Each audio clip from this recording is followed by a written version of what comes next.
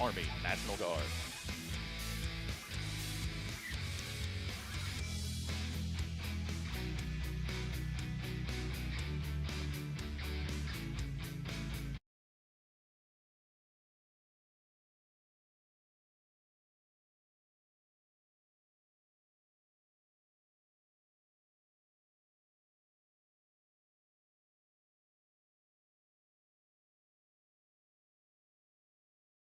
The toss. They will defer their choice to the second half. Mohawks to receive the opening kick. McClain will defend the south goal.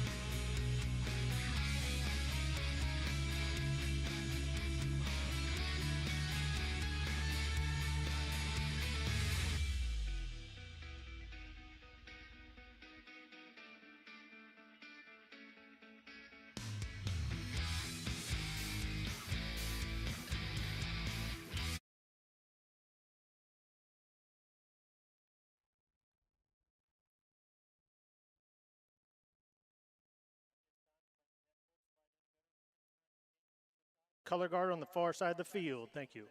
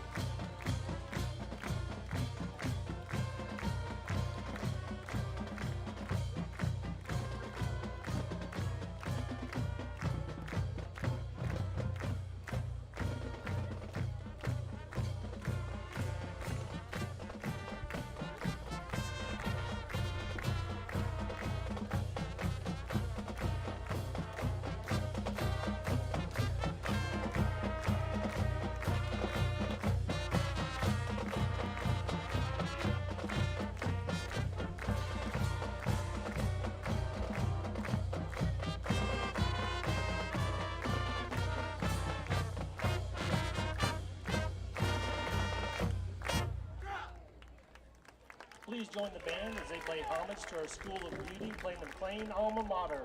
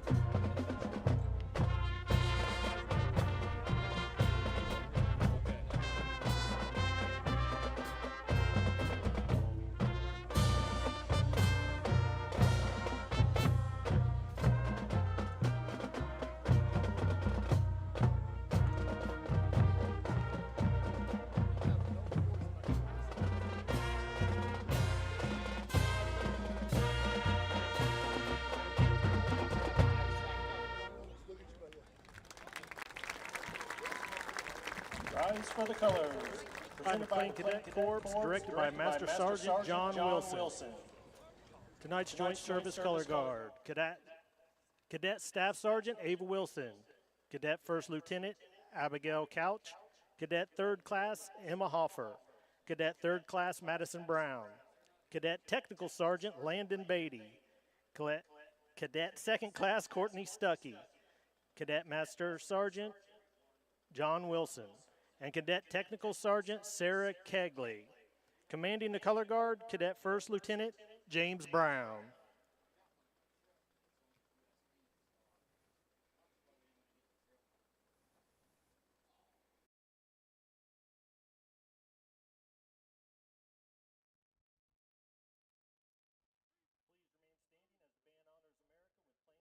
Anthem, under the baton of Band Director Rick Duffus.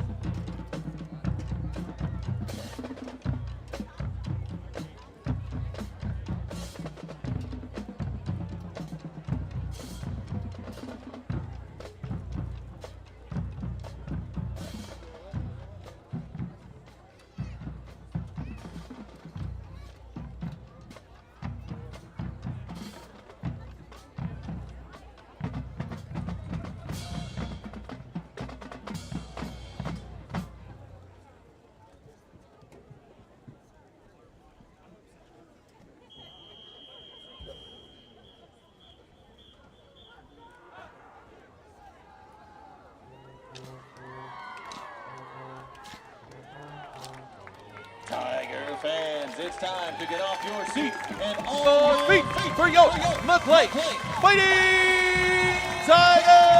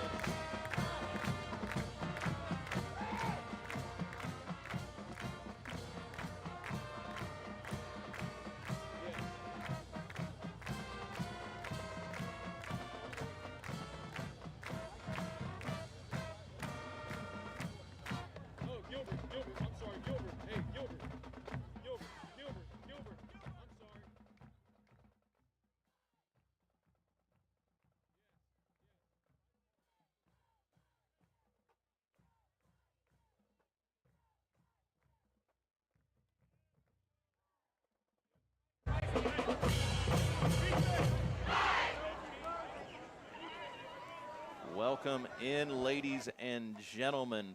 Home football game number 1 is about to get kicked off here in about 4 more minutes or so. And we welcome you into McClain Field for this Friday Night Lights matchup between the Tigers of McClain playing host to the Mohawks of Northwest High School down in Scioto County. I'm joined here by D-Rock. D-Rock. Lyons. Hey, Tiger Nation. And my name is David Weeks. We are excited to bring you some Friday night football under the lights, and it's under the lights because we're already an hour normally behind our normal schedule. We are an hour late. Don't check your watch. You guys know it's been a hot one this week. Yes. So practices and games all across Southern Ohio have felt it this week. We've moved this kickoff back an hour to allow for at least a bit of a cool down. Thankfully, we got a little bit of a cloud cover over us here too. So I think we're going to be able to play without too much issue tonight. Yeah, it's definitely dropped the temperature, at least outside the booth. Inside the booth, it is a balmy 87 degrees with high humidity, and higher as we go, because I can guarantee you I'm adding to that with the sweat. But it's going to be a great night nonetheless for high school football. Both teams coming into this matchup with no wins on the season, or this very short-lived season. We know that the Mohawks were defeated last week as they took on the Red Streaks of Piketon, and I believe they were defeated by, I think it was 26-0, so I don't think they got on the scoreboard there. It might have been 27-0. I didn't find a whole lot outside of the score on that in the news, so I couldn't really tell you a whole lot about who they've got. We kind of scouted out during pregame as to who might be the person under center and running backs, receivers, that sort of thing. But other than that, we're not really a whole lot sure as to what they're going to bring to the field tonight. We know the Tigers were at Adena last week, and they kind of got off to a little bit of a rocky start, but were able to kind of right the ship in the second half and kind of keep things under control. Even still, though, the Tigers come in with an 0-1 record, as well as they lost to the Warriors of Adena last week from SVC country. It'll be the Tigers kicking off to start the game, and they will be kicking deep to, looks like, number 23 and number 5, and perhaps another deep man as well. Is that 18 maybe? Tigers to kick. Number 2, Zane Adams, tees the ball up.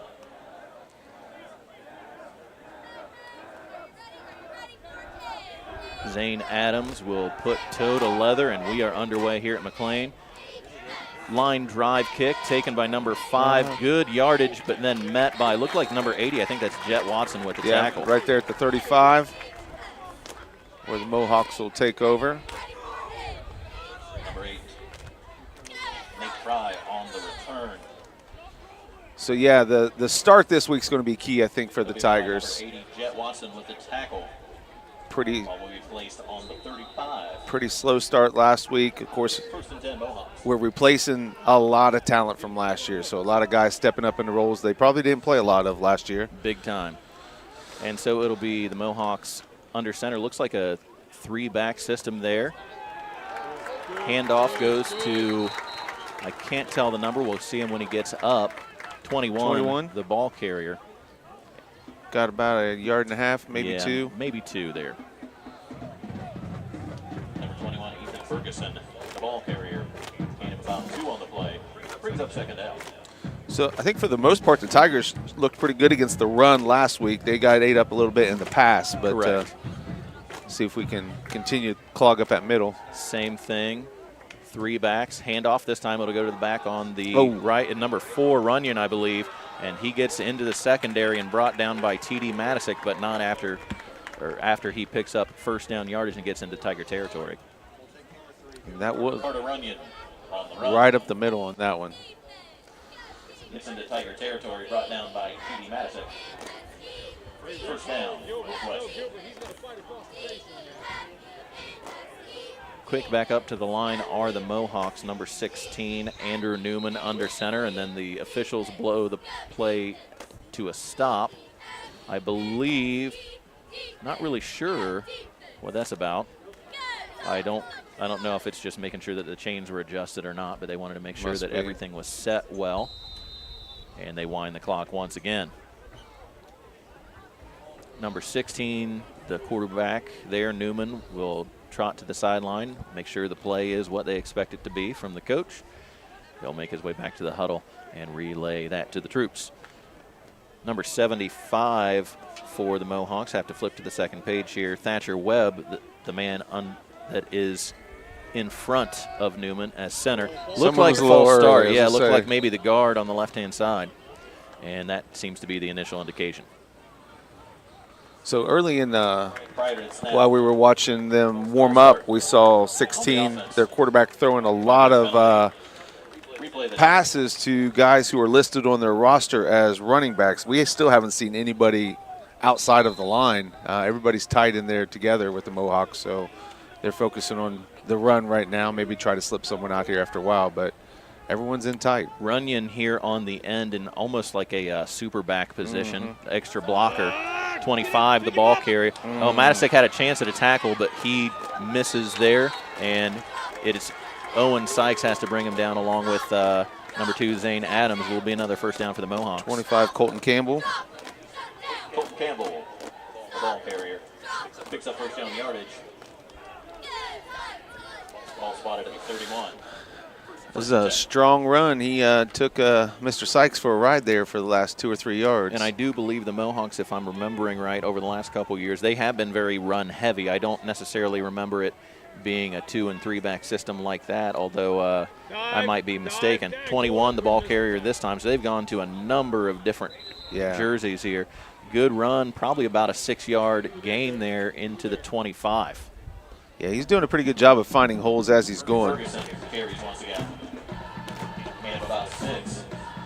Yeah, I believe they've had 3 or 4 guys carry the ball at this point. Yeah, so not able to key in on any particular ball carrier right now. And, you know, that's a good thing because it keeps, the Tigers guessing, but it also kind of keeps a little bit of the bruising off of one particular body.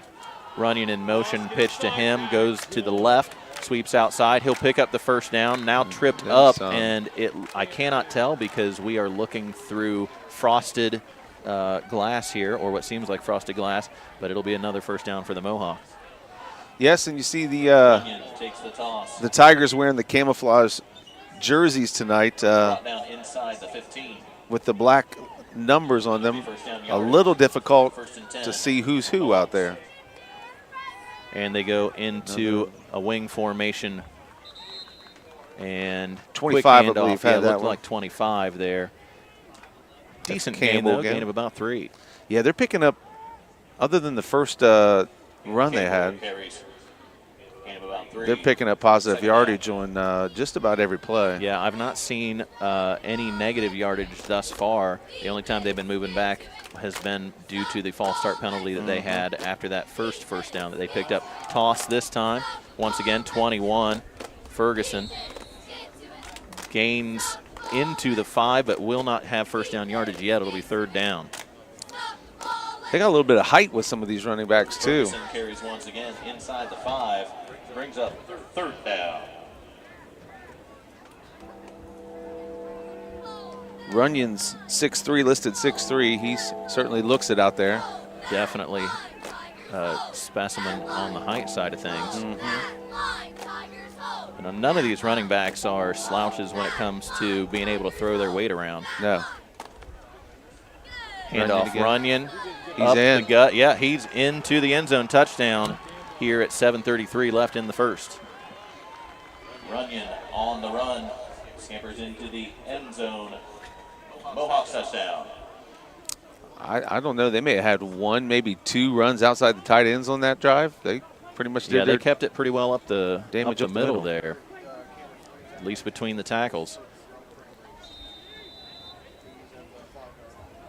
And it'll be 8 to hold and 12 to kick, and looks good. Both are good, and that'll bring our score to 7-0 early here in the first.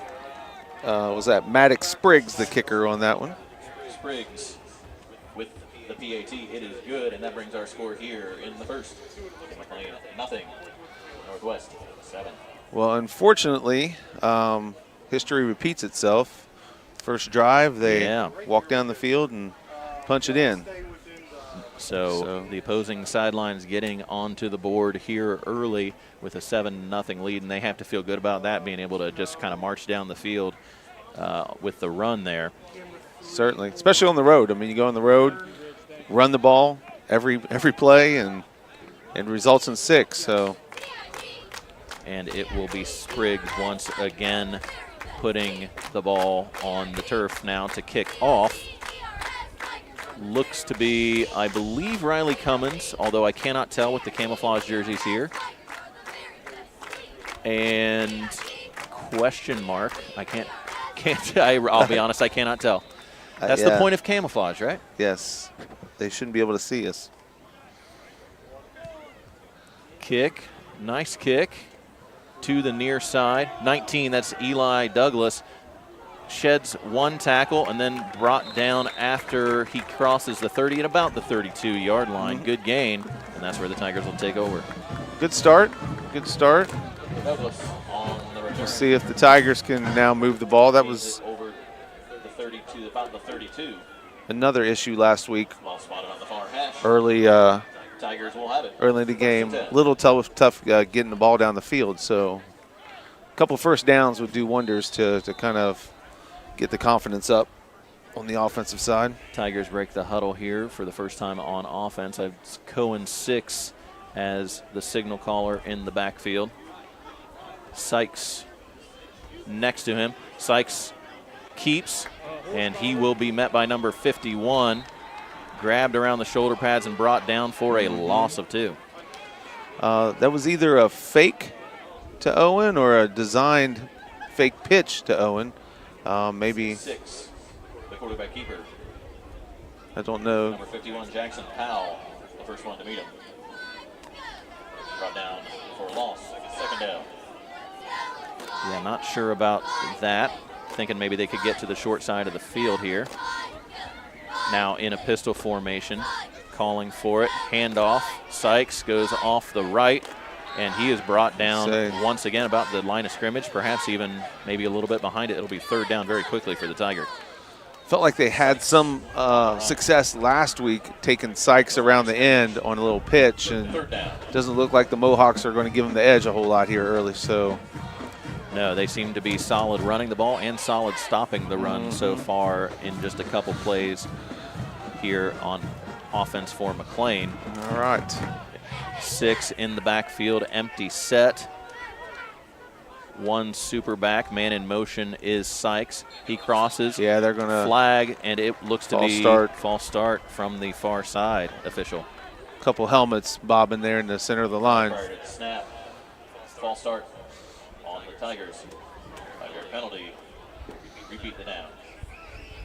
And again, young season, young players. And especially on that line, knowing that you've got a couple that at least that you are replacing from the last year and actually a few previous years. So Tigers now back behind the sticks by another 5 yards. Ooh, it looked like Runyon may have timed up the snap. Not sure. No, it'll be a false start. Yeah, so he seemed to draw the motion on the offense there. Well, I'm not so sure. Prior to snap. We don't have a safety 3rd down play here. Repeat 3rd down.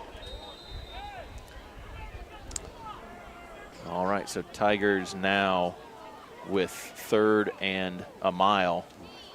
Ball is on the 21. They'll break the huddle again. Empty set. 2 flanked wide right, 2 flanked wide left. 1 man in close. Sykes motion. 6 looks. Pressure. Now has to escape pressure, and he won't escape for very long because he is brought down very quickly by the Mohawks. Mohawks knew there was really only one option the Tigers had there, and that was the throw, and no gain on the play. They all came after the quarterback. All right, so the Tigers, a very quick 3 and out, although the 3 lasted for a little while. It did last for a while with the penalties, but a 3 and out nonetheless, and they will send the punting unit onto the field. I believe it's Sykes perhaps kicking. I think it is. Although, again, hard to tell the numbers here. Mohawks Decent got one snap. back. Gets it away. It'll hit the turf and bounce nice and high. Okay. 5 tries to take it. Stuck. Brave. Very quickly. And that was number, is that 40 or 10? I cannot tell. I think 40 with the tackle. So I don't believe the Mohawk coaches are going to be happy that 5 tried to field that. That was a dangerous play, and maybe a pretty good job for him to hold on to that ball because he got stuck as soon as he touched it. Mohawks have it, 1st and 10.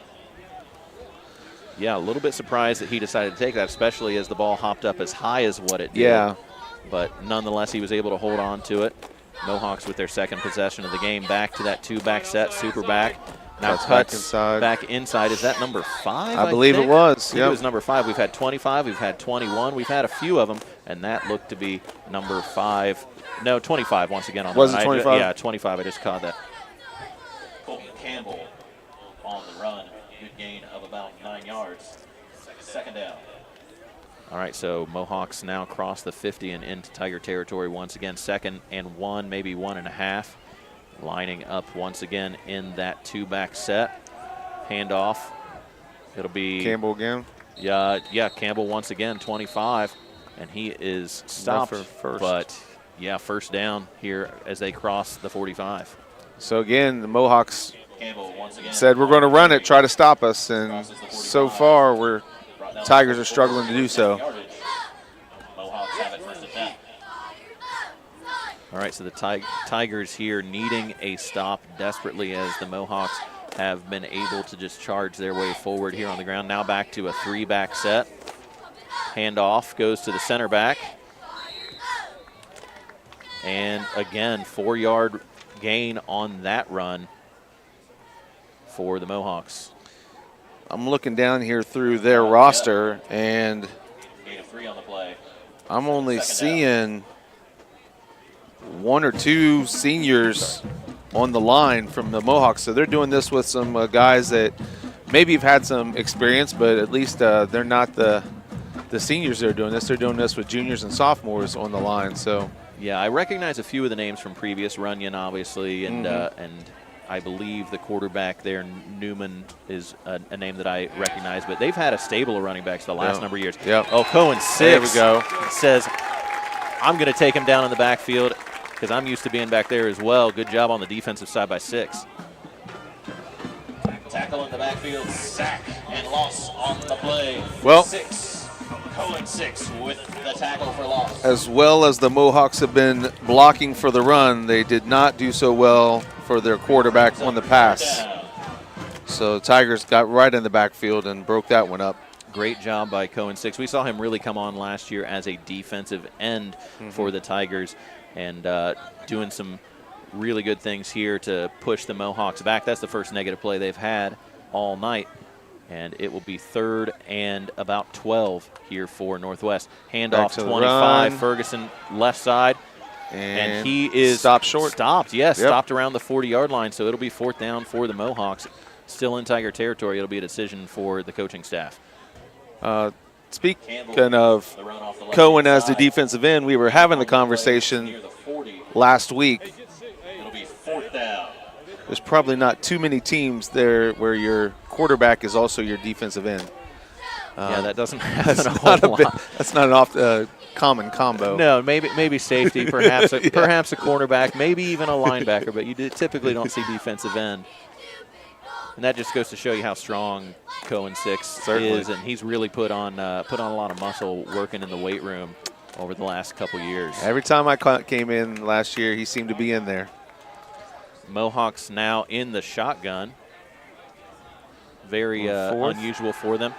Swing pass, Runyon. He is hit but not brought down. And I believe was the knee down? Oh, no, he is brought down short. Knee was down and then reached out once the knee was down. So it'll be a stop on 4th, turnover on downs. Good job by the Tigers.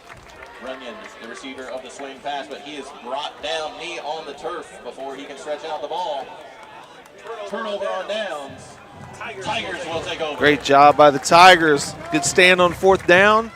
Let's turn this into some offensive momentum. All right, so Tigers with a good 4th down stop there. It was definitely a question there because Runyon did a good job of really pushing himself toward that line to gain, but knee was down beforehand. So Tigers will have it now. 6, pitch. Sykes, right side, gives a little bit of a juke. Now forward momentum, and he will cross out of bounds and then might be near the first down, maybe a couple yards short. Early on the season, that seems to be a pretty good play for the Tigers, that little pitch either side to Owen. He's got enough speed to get around that end. Yeah, that great play there to stretch it to the outside for the Tigers. And Sykes doing a good job putting those feet, picking them up and down, getting out of bounds near the line to gain. It'll be 2nd down and about 2, perhaps near 3. Oh. Low snap, but 6 able to handle it. Rolls, pass, complete. Zane Adams Close has to the first down. yardage. Yep, I think so. Good job there by Cohen. So that snap was so low, he picked it up on the run and kept his head, found a receiver. Good job by Zane setting up just far enough in front of the sticks so he could catch that for a first down. Yeah, good job sitting there in space by Zane Adams. He's had a pretty good opening season here so far in that receiver position. He had a good week last week for the Tigers.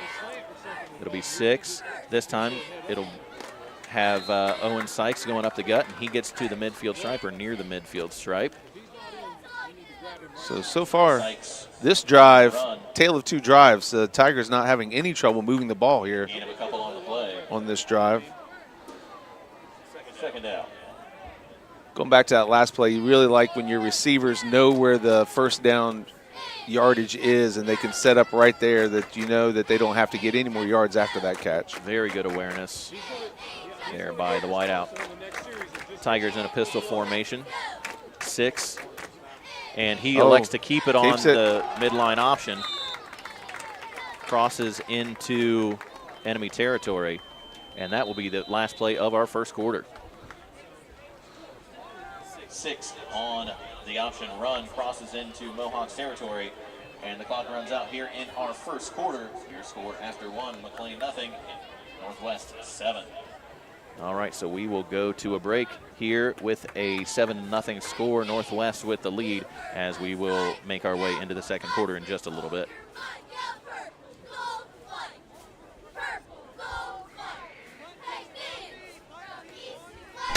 Brace Place Orthodontics. An orthodontist you can trust, Brace Place provides braces and clear aligners to patients of all ages. They can help you get the beautiful smile that you want by straightening teeth naturally. As a specialty practice, their services are limited to orthodontics and related care. So that means every patient is important, and they'll work with your general dentist to give you the best orthodontic care possible. CNC Barbershop.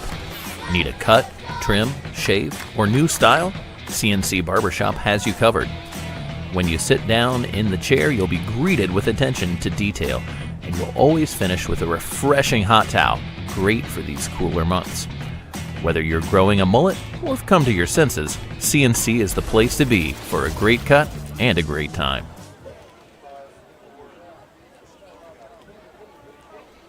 And Colin, welcome back here to McClain Field. We've switched sides. We didn't have to go very far because the ball is just across the 50. Tigers with a 3rd down and manageable. 6 rolls to his right, looking, pass downfield, deep, Sykes. number 5. Sykes, great reception. Well done, absolutely. And that'll be a big gainer into Mohawk territory. First down for the Tigers. Great job by Owen Sykes. Job by Cohen 6 with the hookup. First down, Tigers.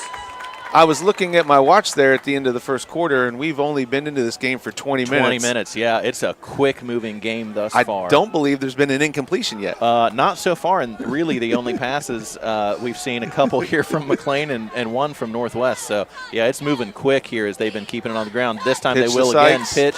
Sykes, left-hand side. He gets maybe back to the line of scrimmage. or thereabouts, and that's about it. Sykes takes the pitch. Back near the line of scrimmage, 2nd down. Really impressed with the throw Cohen had there on the run to find Owen Sykes. Yeah, did a really nice job on the rollout and able to put the ball in a great position where his man could go up and get it. Tigers break the huddle once again.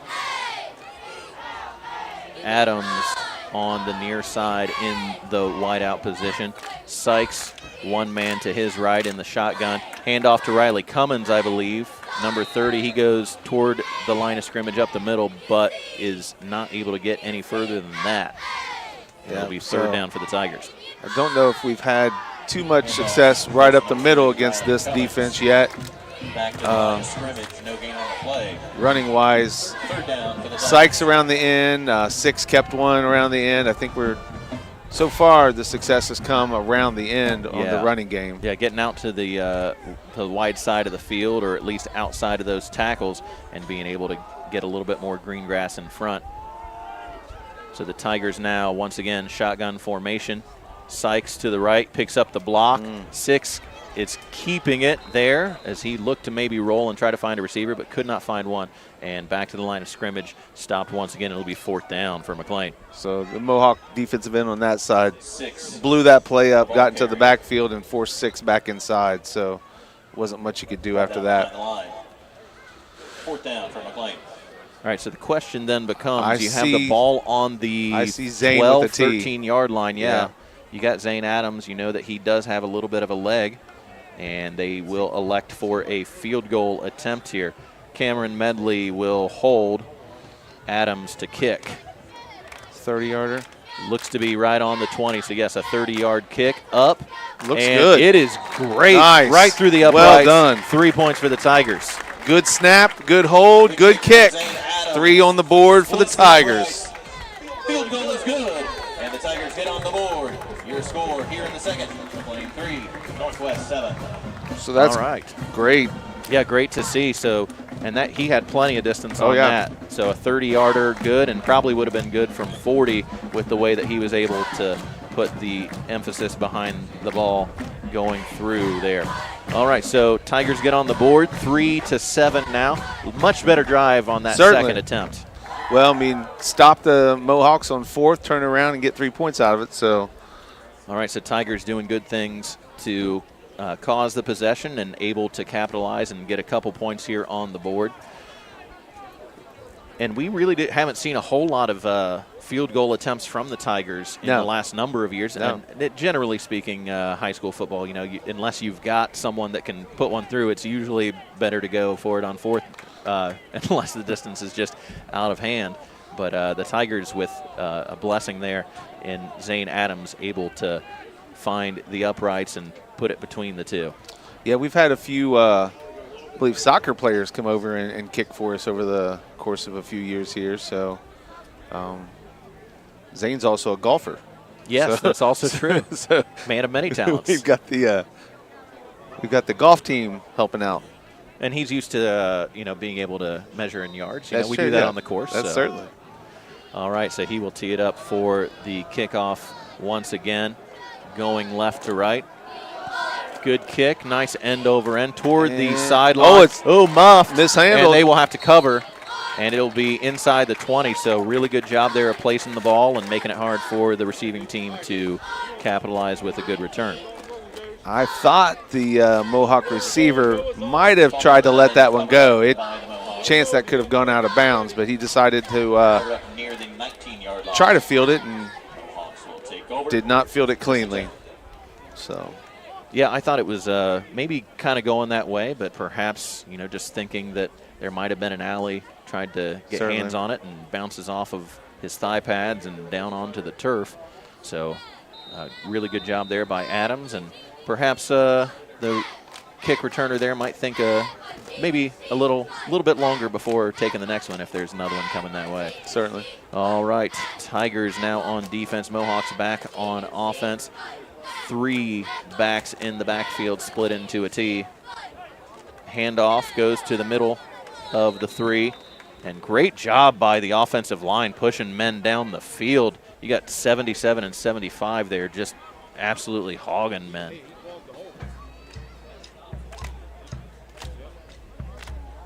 Mohawks on the run. Gain of 2 on the play. Brings up second down. All right, so good job by the interior of that defensive line, able to bring down the ball carrier. I didn't catch who it was here. We are kind of looking through a little bit of foggy glass when we don't get a chance to look through an open window. This time, it looked to be number 23 on the carry. So I'm looking at my list. We've got Jared Kopus, the runner. So another running back. On the play. He looked to start outside and then cut it back in for a nice gain. Yeah, looked to be a brand new ball carrier. So Kopus back there. I think we see maybe Runyon again, although I'm not 100%. Okay, quarterback keeper this time. 14.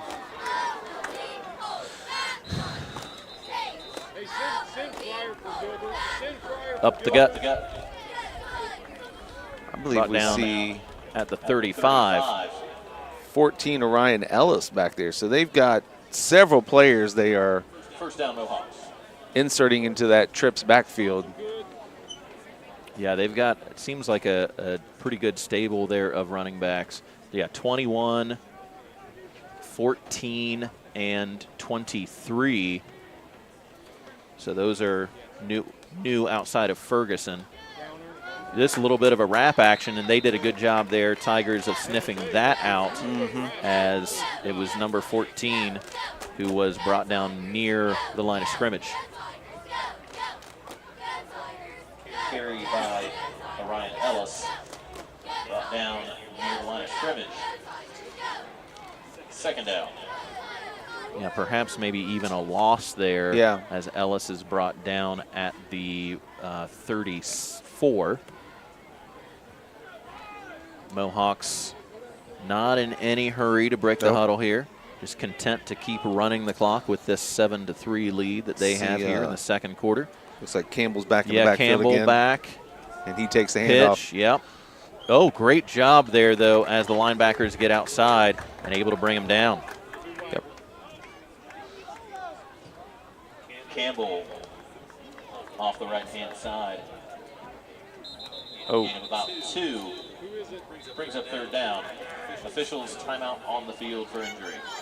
So, yeah, the Tigers doing a much better job against that run. They've given up a couple this time, but it seemed like that first drive, the Mohawks could run it wherever they wanted to, and Tigers doing a much better job of stopping that now. Yeah, looked like it was perhaps the tackler there. I think that was Riley Cummins that. No, not Riley Cummins. I'm sorry. He's on the near side. So someone else who was in on that play. We saw a hard hit, and we see the trainer go out. And we're going to go ahead and cut to break here as we have probably what looks to be a little bit longer of a break as we have a player down on the field. So we'll be back in just a little bit here with some more football action. Collins Septic, proudly serving Fayette and surrounding counties with complete septic tank and restaurant grease trap cleaning. Collins Septic is ready for your call when you're backed up and the stuff hits the fan. Give them a call today at Collins Septic.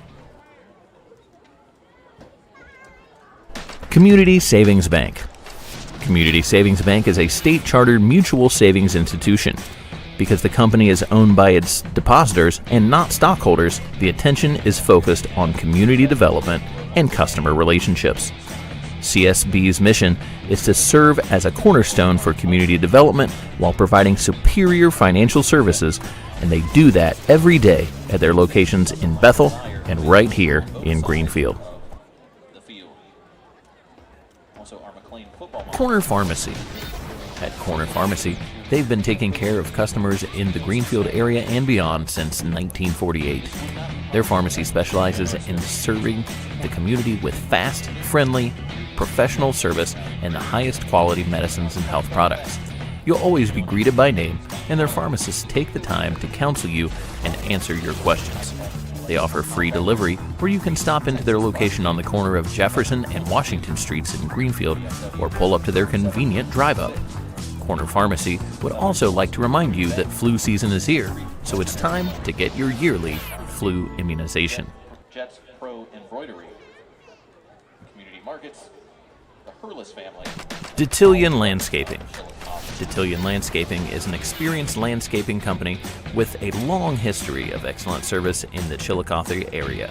For 35 years, they've dedicated themselves to building long-term relationships with clients, hiring the best staff, and dealing in quality landscape plants and materials.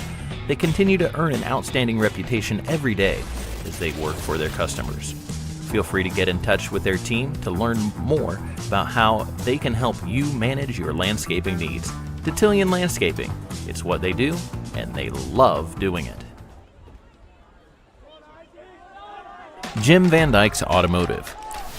A family-owned and operated auto repair shop and tire center located in Washington Courthouse since 2001, Jim Van Dyke's is the place to go when your vehicle needs service. The team at Van Dyke's is courteous and knowledgeable and will treat you like a friend when you come in for an oil change or a complete overhaul. Schedule an appointment with Jim Van Dyke's today.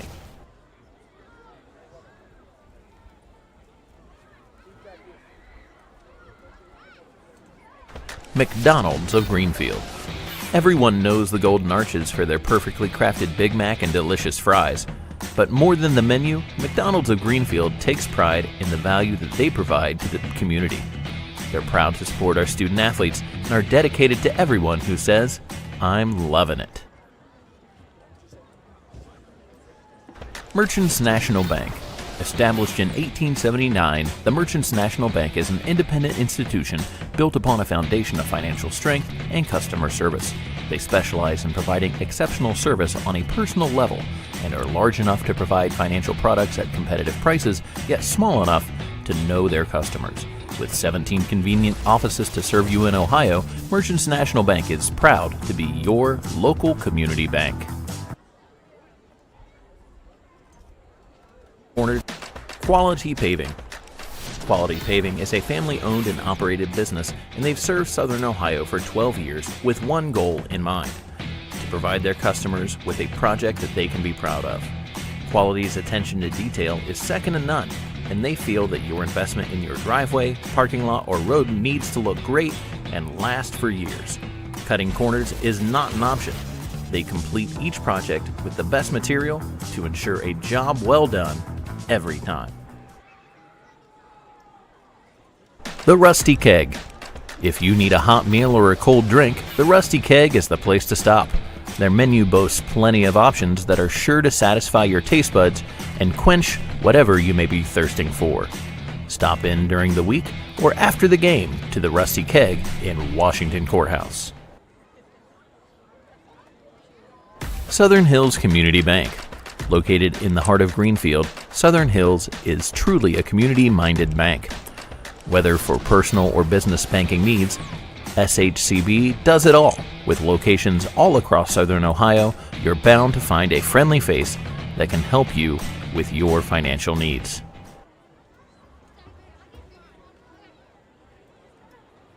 Stewart's Pharmacy. Are you looking for a pharmacy that does more than just hand you a prescription in a paper bag? A pharmacist who knows you and your family members on a first-name basis? A place to get personalized care from people who go the extra mile for you? Well, Stewart's Pharmacy is your good neighbor pharmacy. They're locally owned and operated and proud to bring you tailored care to help you manage your overall wellness from head to toe. Stewart's Pharmacy, located inside of Community Markets in Greenfield, your good neighbor pharmacy. White's Meat and Deli. White's Meat and Deli, located in Bainbridge, Ohio, is a locally owned and operated meat and deli. They offer some of the best primal cuts of meat in Southern Ohio, and they have a deli that is stocked with a wide selection of lunch meats and deli cheeses. They're even available for special orders, so whether you have a hankering for some bologna and cheese or a more refined palate, White's has you covered.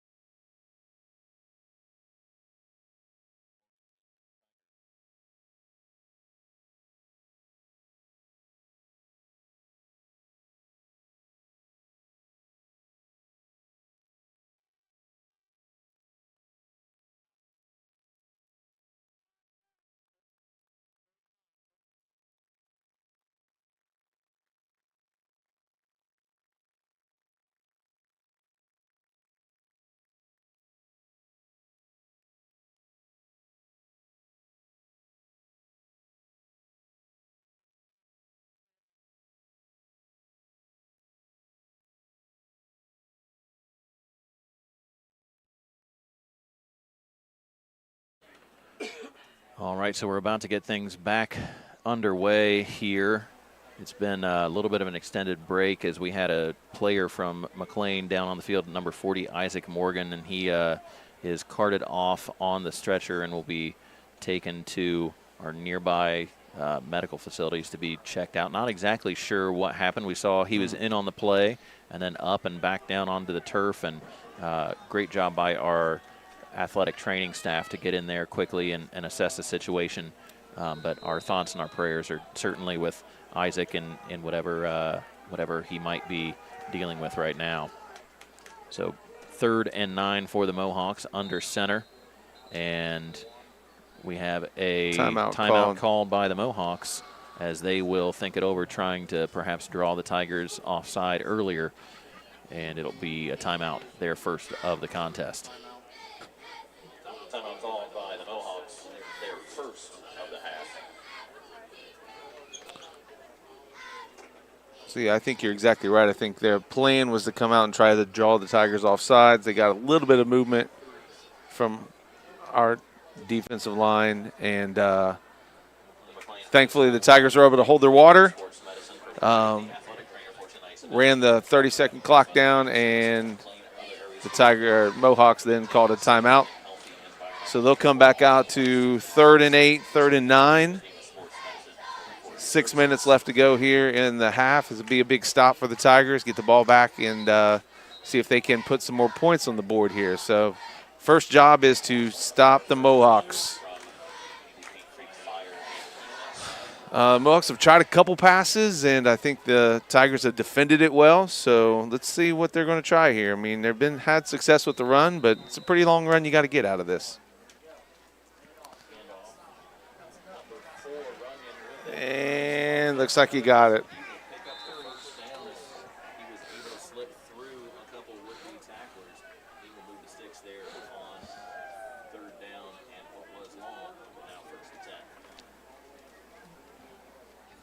So, yes, Runyon, earlier we were able to stop him before he got first down yardage. But he was a little elusive this time. Slipped a couple tackles and got what he needed.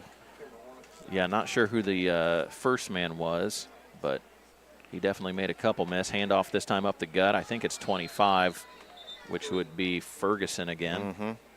Or Campbell, I'm sorry. Yeah, they've had some success with that quick little just dive handoff.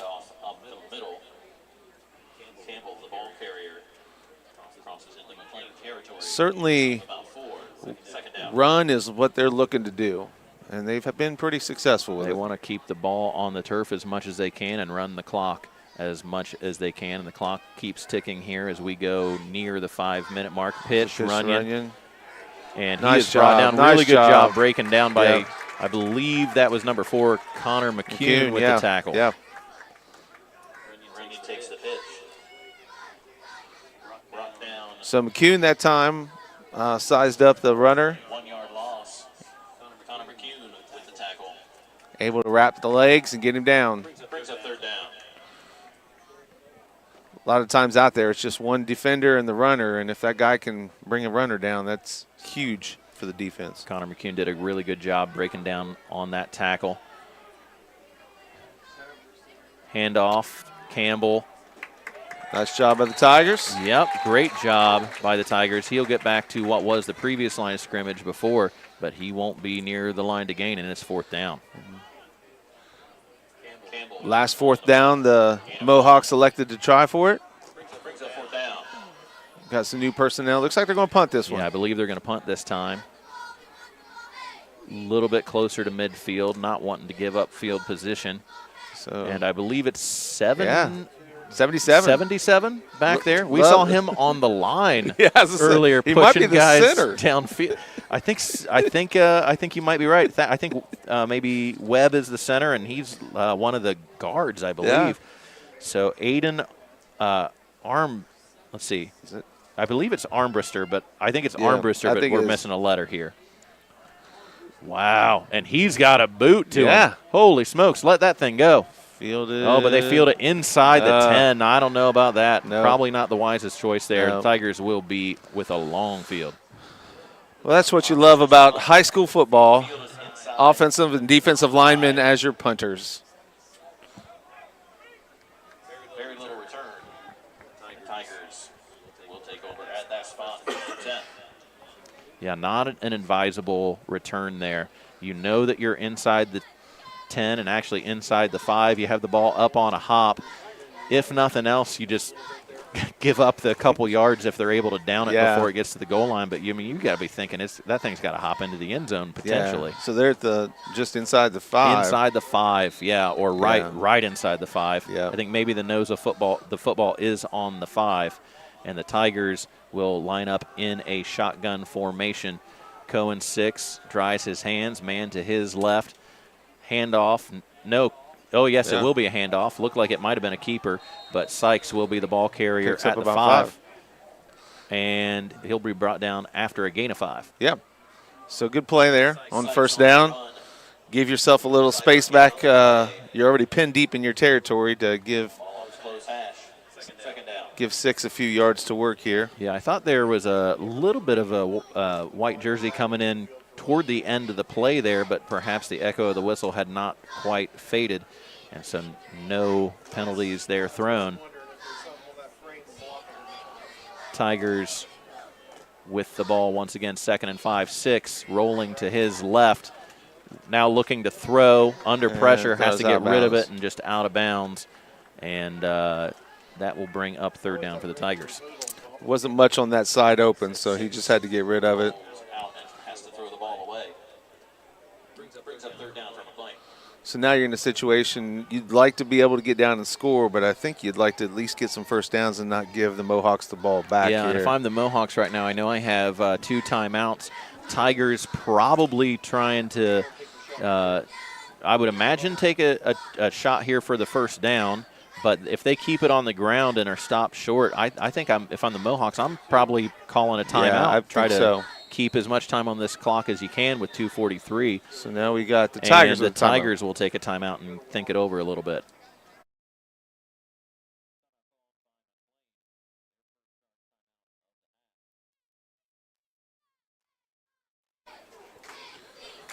All right, so Tigers taking a timeout here for the first time in the first half, and they will kind of consider maybe what to do in this situation. I would imagine you're not saying necessarily we have to go and get the ball far down the field. You're just saying we got to get 5 yards here. Yeah, fellas. 5 yards. I mean, they showed especially Zane Adams showed earlier in this game, he can get to the sticks, get himself open. I mean, that's a couple receivers.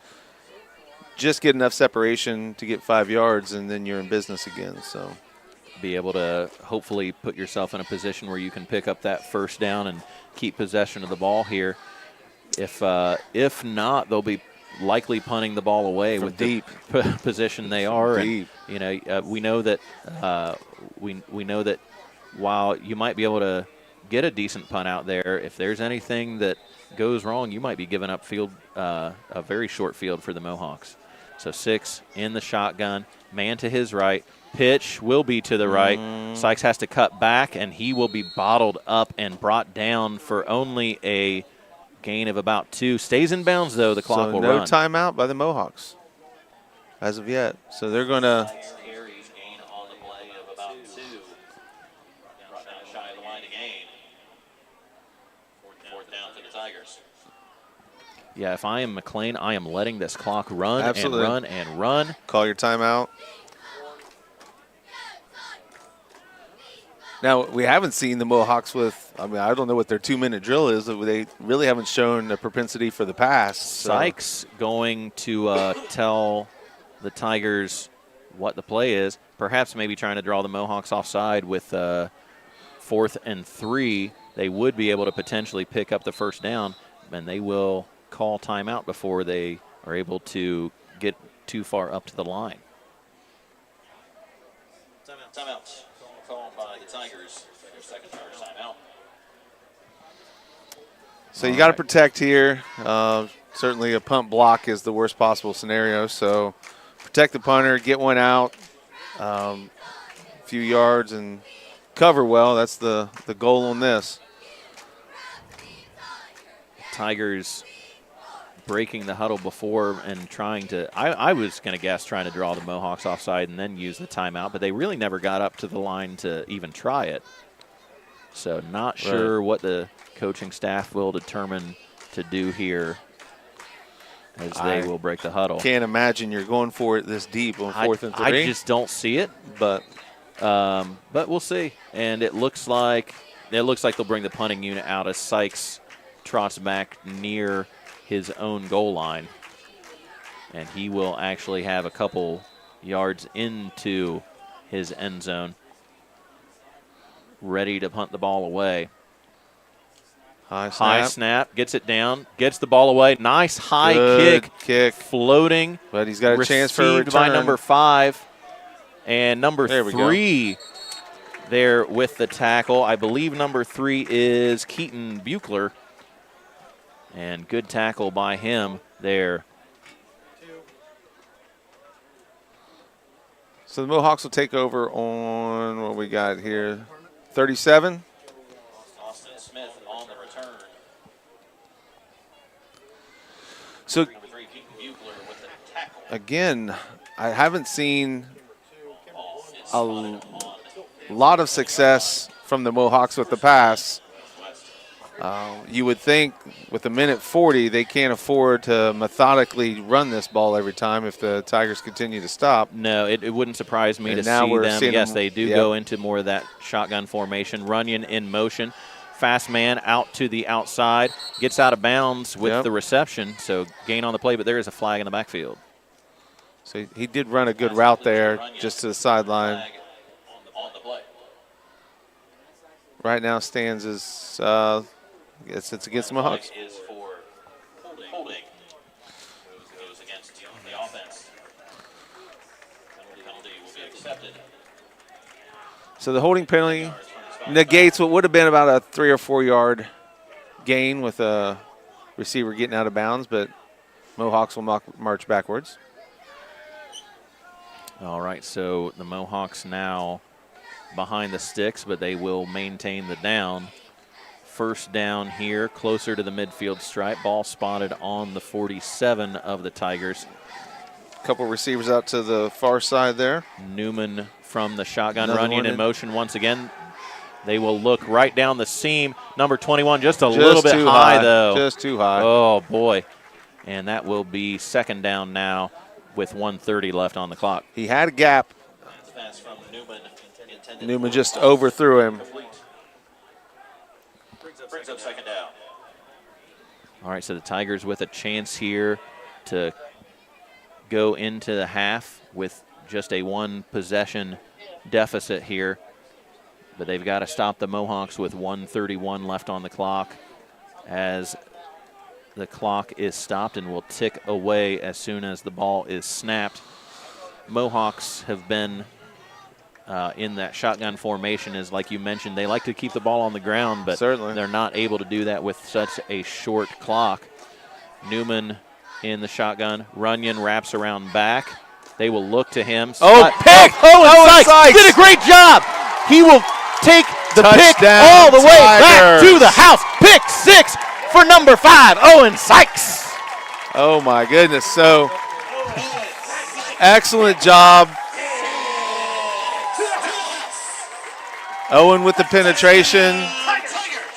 Not just broke up the play, but had the wherewithal to catch the ball and just off to the races. No one was going to catch him at that point. Great job reading that the pass was going to go to Runyon there on the motion, kind of flat pass. Yep. And he just puts his hands in the air. There's no one else back, and he just trots into the end zone with some open green grass in front of him. That's a great way to change the momentum for the Tigers. That's a huge momentum changer. All right, so it'll be Zane Adams with the PAT. We saw him put a field goal through from 30. This time the ball on the 10. Down, kick is up, and good. Good snap, good hold, good kick. And the Tigers take the lead. Wow. And the body language on the Tigers sideline is incredible right now. Oh, that just changed very quickly. Wow, what a momentum changer there. I mean, you're sitting there going, man, we got to stop these guys. They got a minute and a half. We got to make sure we get them off the field and, maybe get the ball back thinking, okay, we get the ball back, take a shot or two, and then just run out the clock. But that all changes very quickly with a big defensive turnaround like that. And how big then is that punt? We were able to get it out of basically our back on our end zone and got a good coverage out so that the Mohawks had to go to the pass. There was no way they could score trying to run it out the half. So yeah, Owen Sykes with the punter, and then also with the interception to be able to take it all the way back there. So doing a good job on special teams, doing a good job on defense, and the Tigers now find themselves with their first lead of the football season and the first lead of this contest, 10-7 with 1:23 left on the second quarter clock as we near halftime. Zane Adams tees the ball up, and it will be 3 men deep once again for the Mohawks.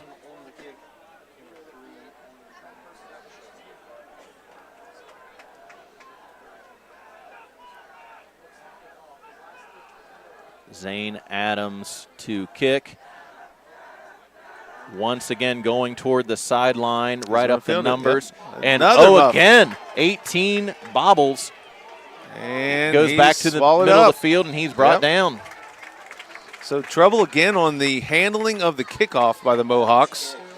A little mishandling of the kick, and sometimes you can have some success with that, but it really messes with your coverage blocking when you throw the timing off on something like that. So, yeah, we've seen a couple back-to-back mishandled kick returns as Zane Adams has been able to kind of hug the sideline right up the numbers the last couple times. Mohawks in the huddle, and they will now break the huddle. I expect to see them go back to perhaps their normal triple back set. Officials timeout on the field, looks like. Bring in. I think it might be an equipment deal. Yeah, I'm thinking for Riley Cummins here. Not exactly sure. I don't know if maybe there's some blood on the uniform or perhaps missing something important there. So the Mohawks back in their run offense, it looks like. Yep, back to that 3-back set, man under center, hand off to 21. That'll be Ferguson, the ball carrier, gains his way to the 25 or so. So Ferguson, the ball carrier, gains his way across the 25. Second down. Looks like they're content to let this clock run out. Yeah, here they seem like they're going to let things go unless they get a big gainer. Once again, Ferguson on the run, first down yardage. It'll stop the clock for a brief moment, but the clock will once again wind. Tigers need to contain that run. Keep everything in front. That was Runyon, I think.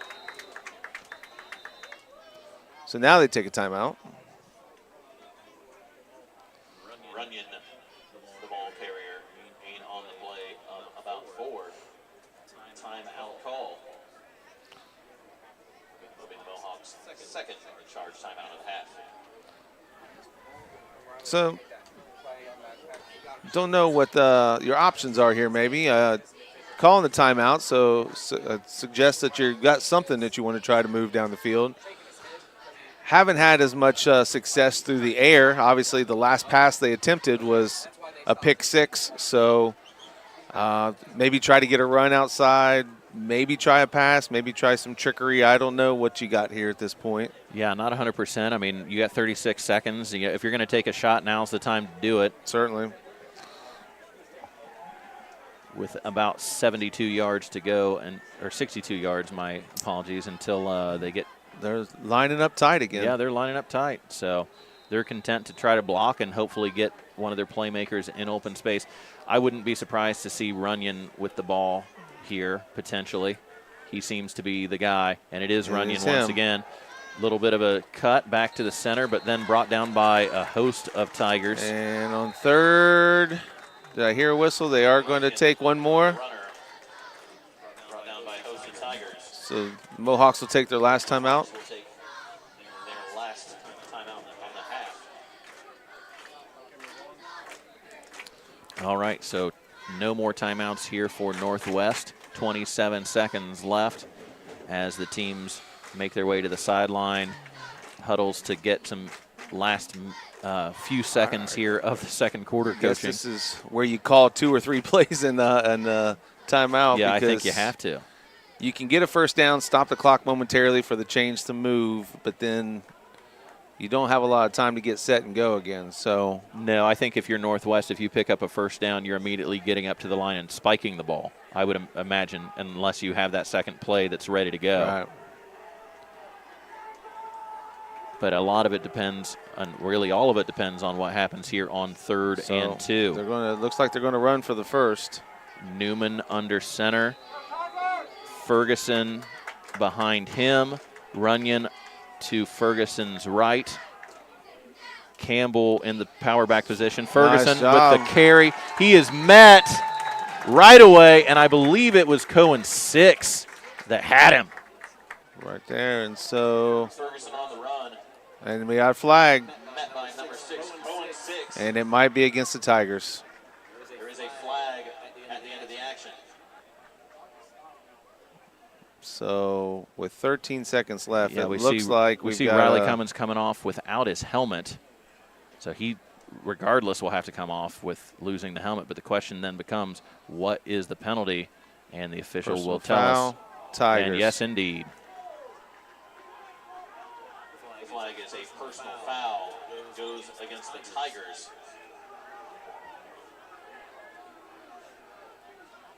15-yard penalty. So now Move the sticks. First down for the Mohawks. Northwest has the ball in positive territory. They will stick with their run formation, and the official still talking to Coach Rich Bivens here, one of the defensive coaches for the Tigers, wanting an explanation. Yeah, a Tiger came in with his helmet, appeared to have been ripped off his head, and the penalty was against the Tigers. Newman looking to pass, and no one there, but he will pull the ball and keep running, going out of bounds now. 6 seconds. 6 seconds left, so probably one more play. Yeah.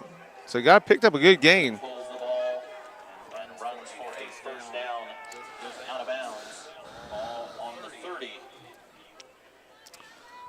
First and 10 for the Mohawks. Looked like the Tigers had him in the backfield. He managed to slip through and get a pretty good gain out of that. Yeah, did a good job knowing where the pressure was, found a little bit of an alley, and was able to pick up the first down and get out of bounds, which is the most important part there for the Mohawks. So ball on the 30. They bring in another ball, so they swap that out. Not sure. This is the pass ball. It must be the pass ball. This is the pass ball. Because they definitely have used the run ball quite a bit here tonight. Oh, it's a kick. Oh, it is a kick. Okay, it is a kick. Number 12. Nope. And not and this close. could be returned. This can. No, I guess you can't. They must not be able to. Is this the wrong level of football? Or are you not allowed to return a? I don't know. Very unsure about that.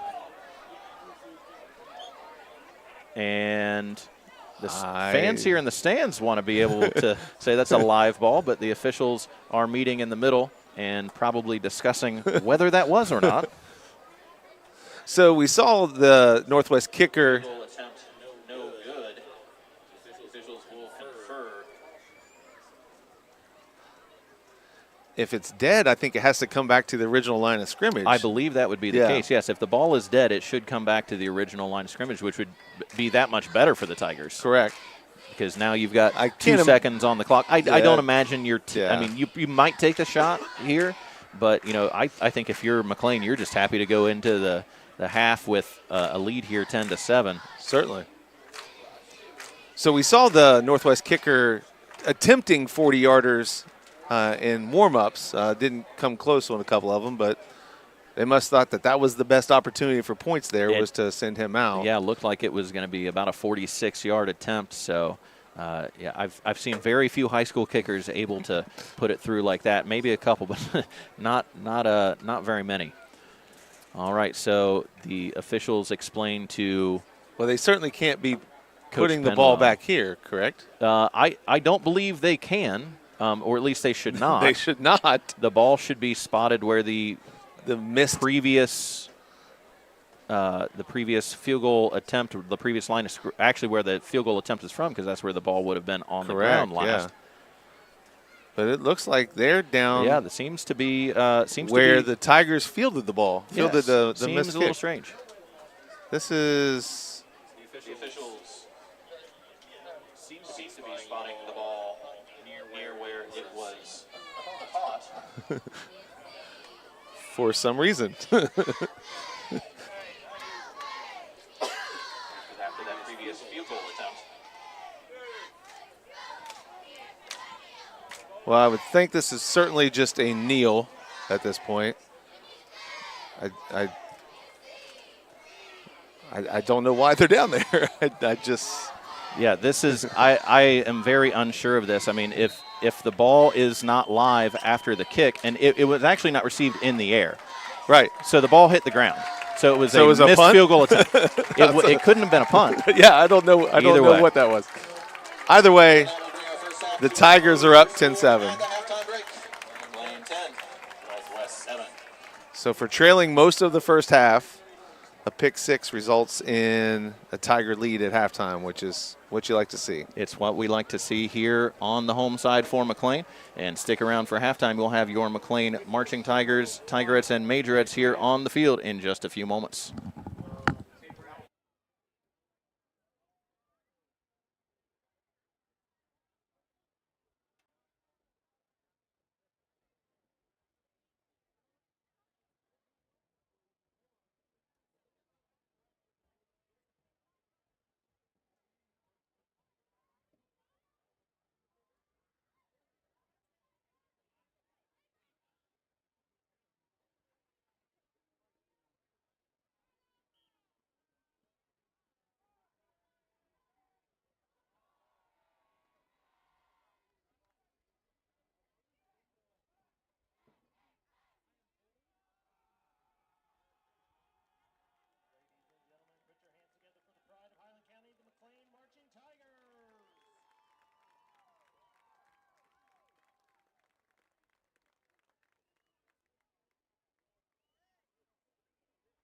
Tigers under direction of Rick Duffus and Skylar Mag. Assisted by Ellie Waite and Kylie Bayless. The Tigerettes are advised by Whitney Van Zant and assisted by Alabama Cutler. The Majorettes are advised by Ashley Carnes. Our Majorette captain is Madison Knowles. The Tigerette co-captains are Brenna Wright and Amber Badgley. Tigerette captain is Anna Barrett. Assistant field commander is Max Colburn, and the 2024 field commander is Leland Urey.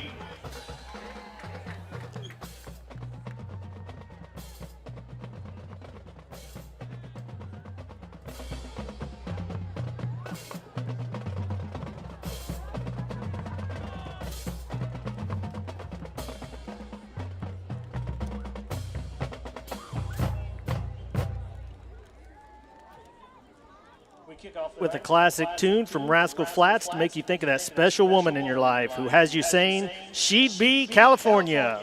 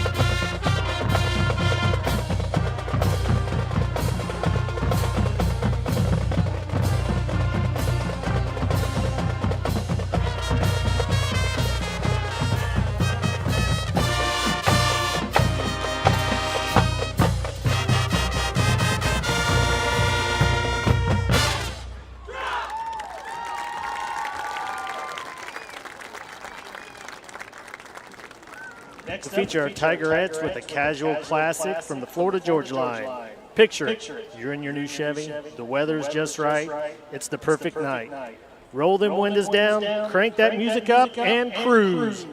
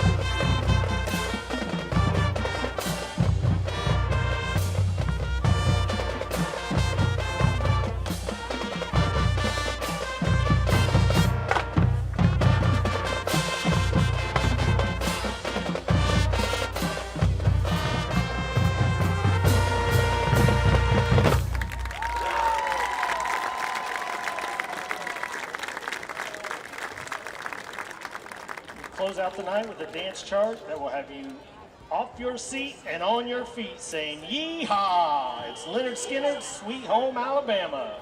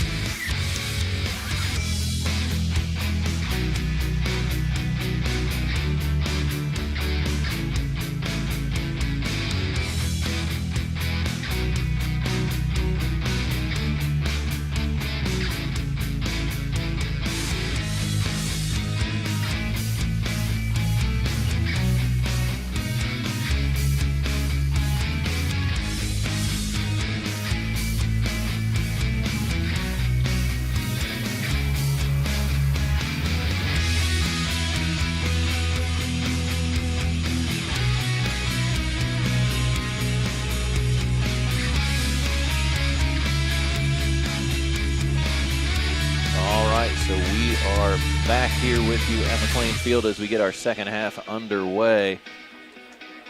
It'll be Spriggs to kick once the officials give him the signal that everything is good to go.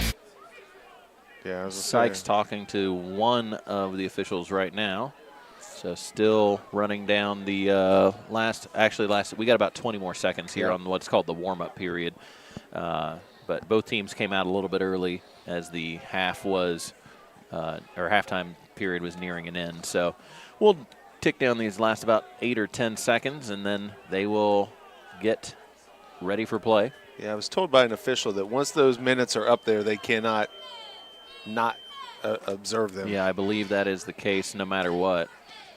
All right, and so the officials will blow the whistle to say we are ready for play.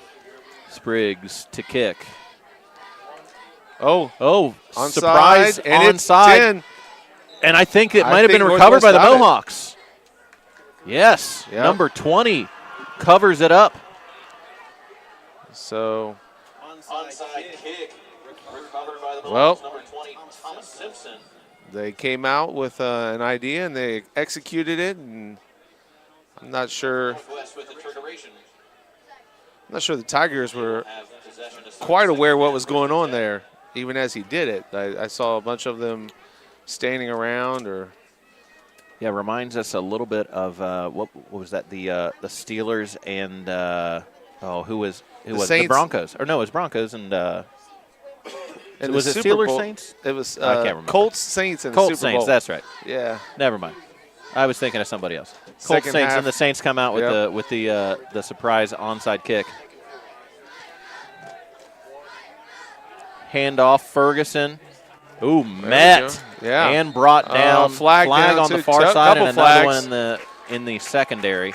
I believe this might go against Northwest. I think it may. Ferguson on the run, met at the line of scrimmage. A couple flags in during the action. Maybe a couple. There's a personal foul, face mask. Oh, on the Tigers. Okay. So, I was wrong. The flag goes against the defense. Face mask. A personal foul. Face mask. 15-yard penalty. First down. All right, so a surprise there. I was a little bit surprised that there was the flag in the secondary. I wasn't sure if there was something else going on, but maybe they were just flagging the same thing. Looked like two different things. So handoff. Runyon upended. Yes, indeed. I think that was, let's see, number 2. Who is that? Riley Cummins on the tackle. Yeah, those black numbers aren't getting any easier to read. Mohawks on the run. Gain of about 4. Second down. So after what looked like a good stop on the first play of this drive, the penalty has allowed the Mohawks to move forward. Newsom under center, 3 backs behind him. It'll be Campbell this time, and he had a chance to be brought down in the backfield, but they couldn't wrap him up. Had a chance, but slips away and gets yardage. We have another, at least one player on the field. Campbell on the run. Gained his way off the right side. Looks like Zeke Sexton down.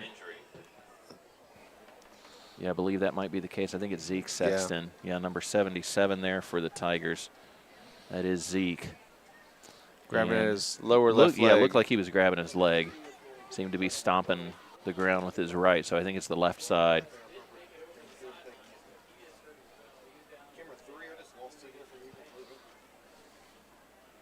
And it looks like he's going to be down for a little bit here as our athletic trainer takes a look at him. Athletic training services are provided here by Adena Sports Medicine, so we want to say thank you to them.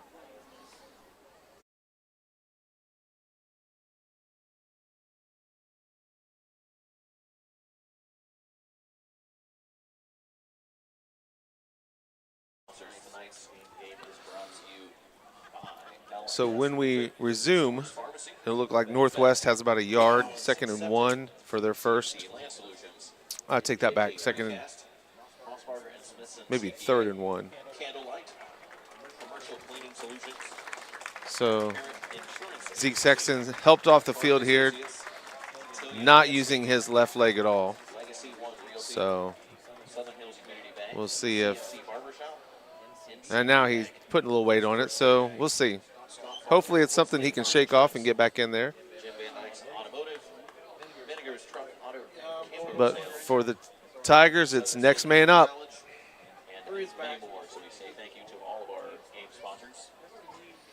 And it will be Northwest 3rd and 1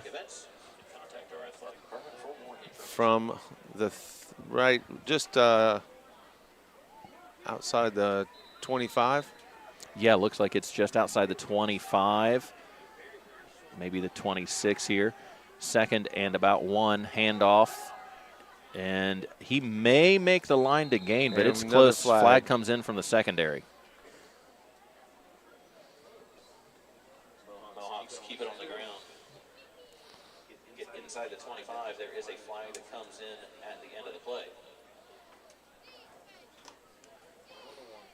All right, so we'll see what the flag is for. The officials it confer, and the referee will. They look to be, yes, it looks like a Holding on the defensive defense. hold. You don't see that much on a run. Flag is for defensive holding. Typically, The Tigers your defensive holding is on a receiver, and give the Mohawks a first down. that was run the whole way. So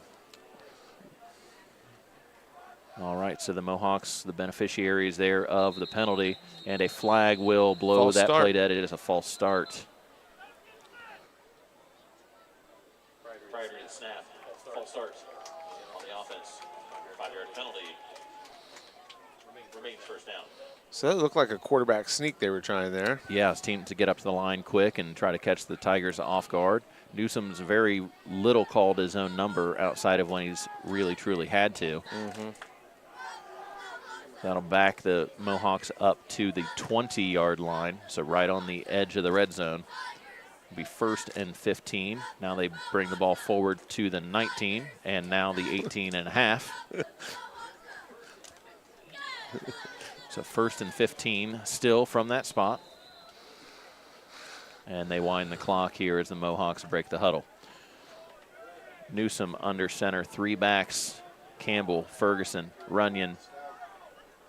A 3-headed monster there in the backfield. It goes to Runyon, nice hit in the job backfield. of the Tigers, and then the gang it'll tackle. be 6 yeah. and everybody else.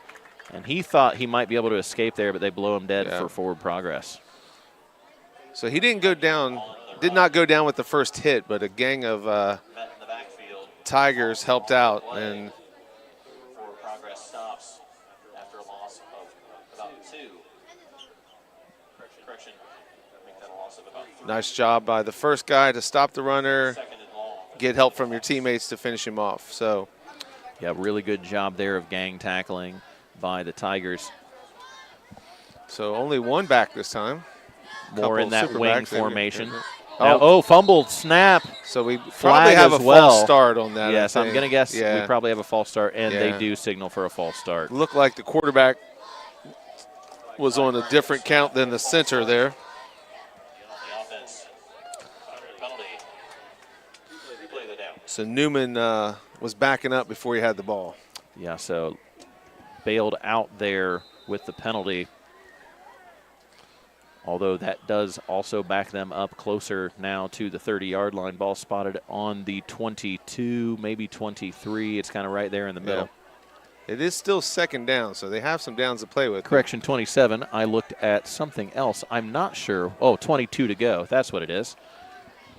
So now they got some receivers out to the side, multiple receivers. All right, and Ferguson waves now somebody we've got out to the something- right, and there is a flag that comes in. So not exactly sure. I think we might have too many players. They might. Yeah, probably telling them get off the field. They've broken the huddle though, Yeah. and the And now we got now we have a timeout. timeout called. So avoid the penalty by calling a timeout. Mohawks call a timeout. And that will be their first charge timeout Yeah, there was some confusion there in the northwest backfield. Yeah, not exactly sure. They've already broken the huddle with 12, but trying to send one off. All right, so we have the first time out of the second half called by the Mohawks, and we will see them get back into action here with 2nd and 22 from their own, or from the Tigers' 27 here in the third quarter. Still early, 8:59 left in the second.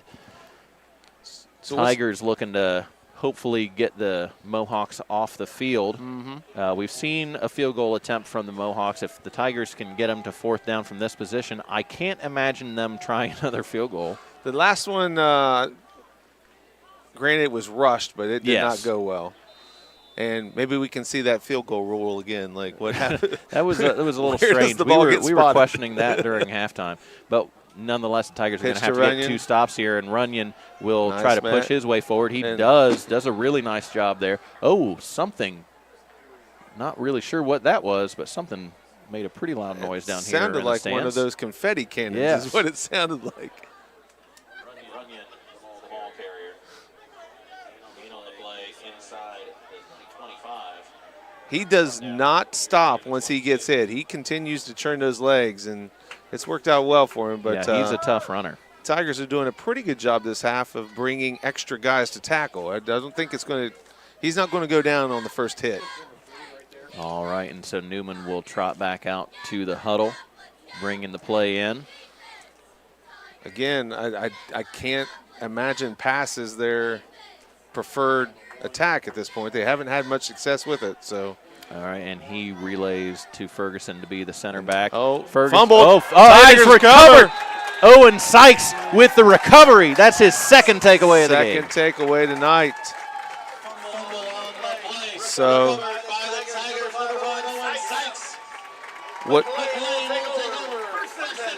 what started as a promising drive for the Mohawks, they started backing themselves up with penalties, and it results in a mishandled pitch and Tiger ball.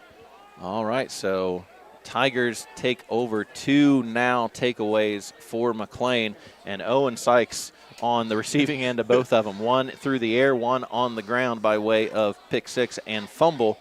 And the Tigers will now have the ball for the first time here in the second half with 7:59 left on the third quarter clock.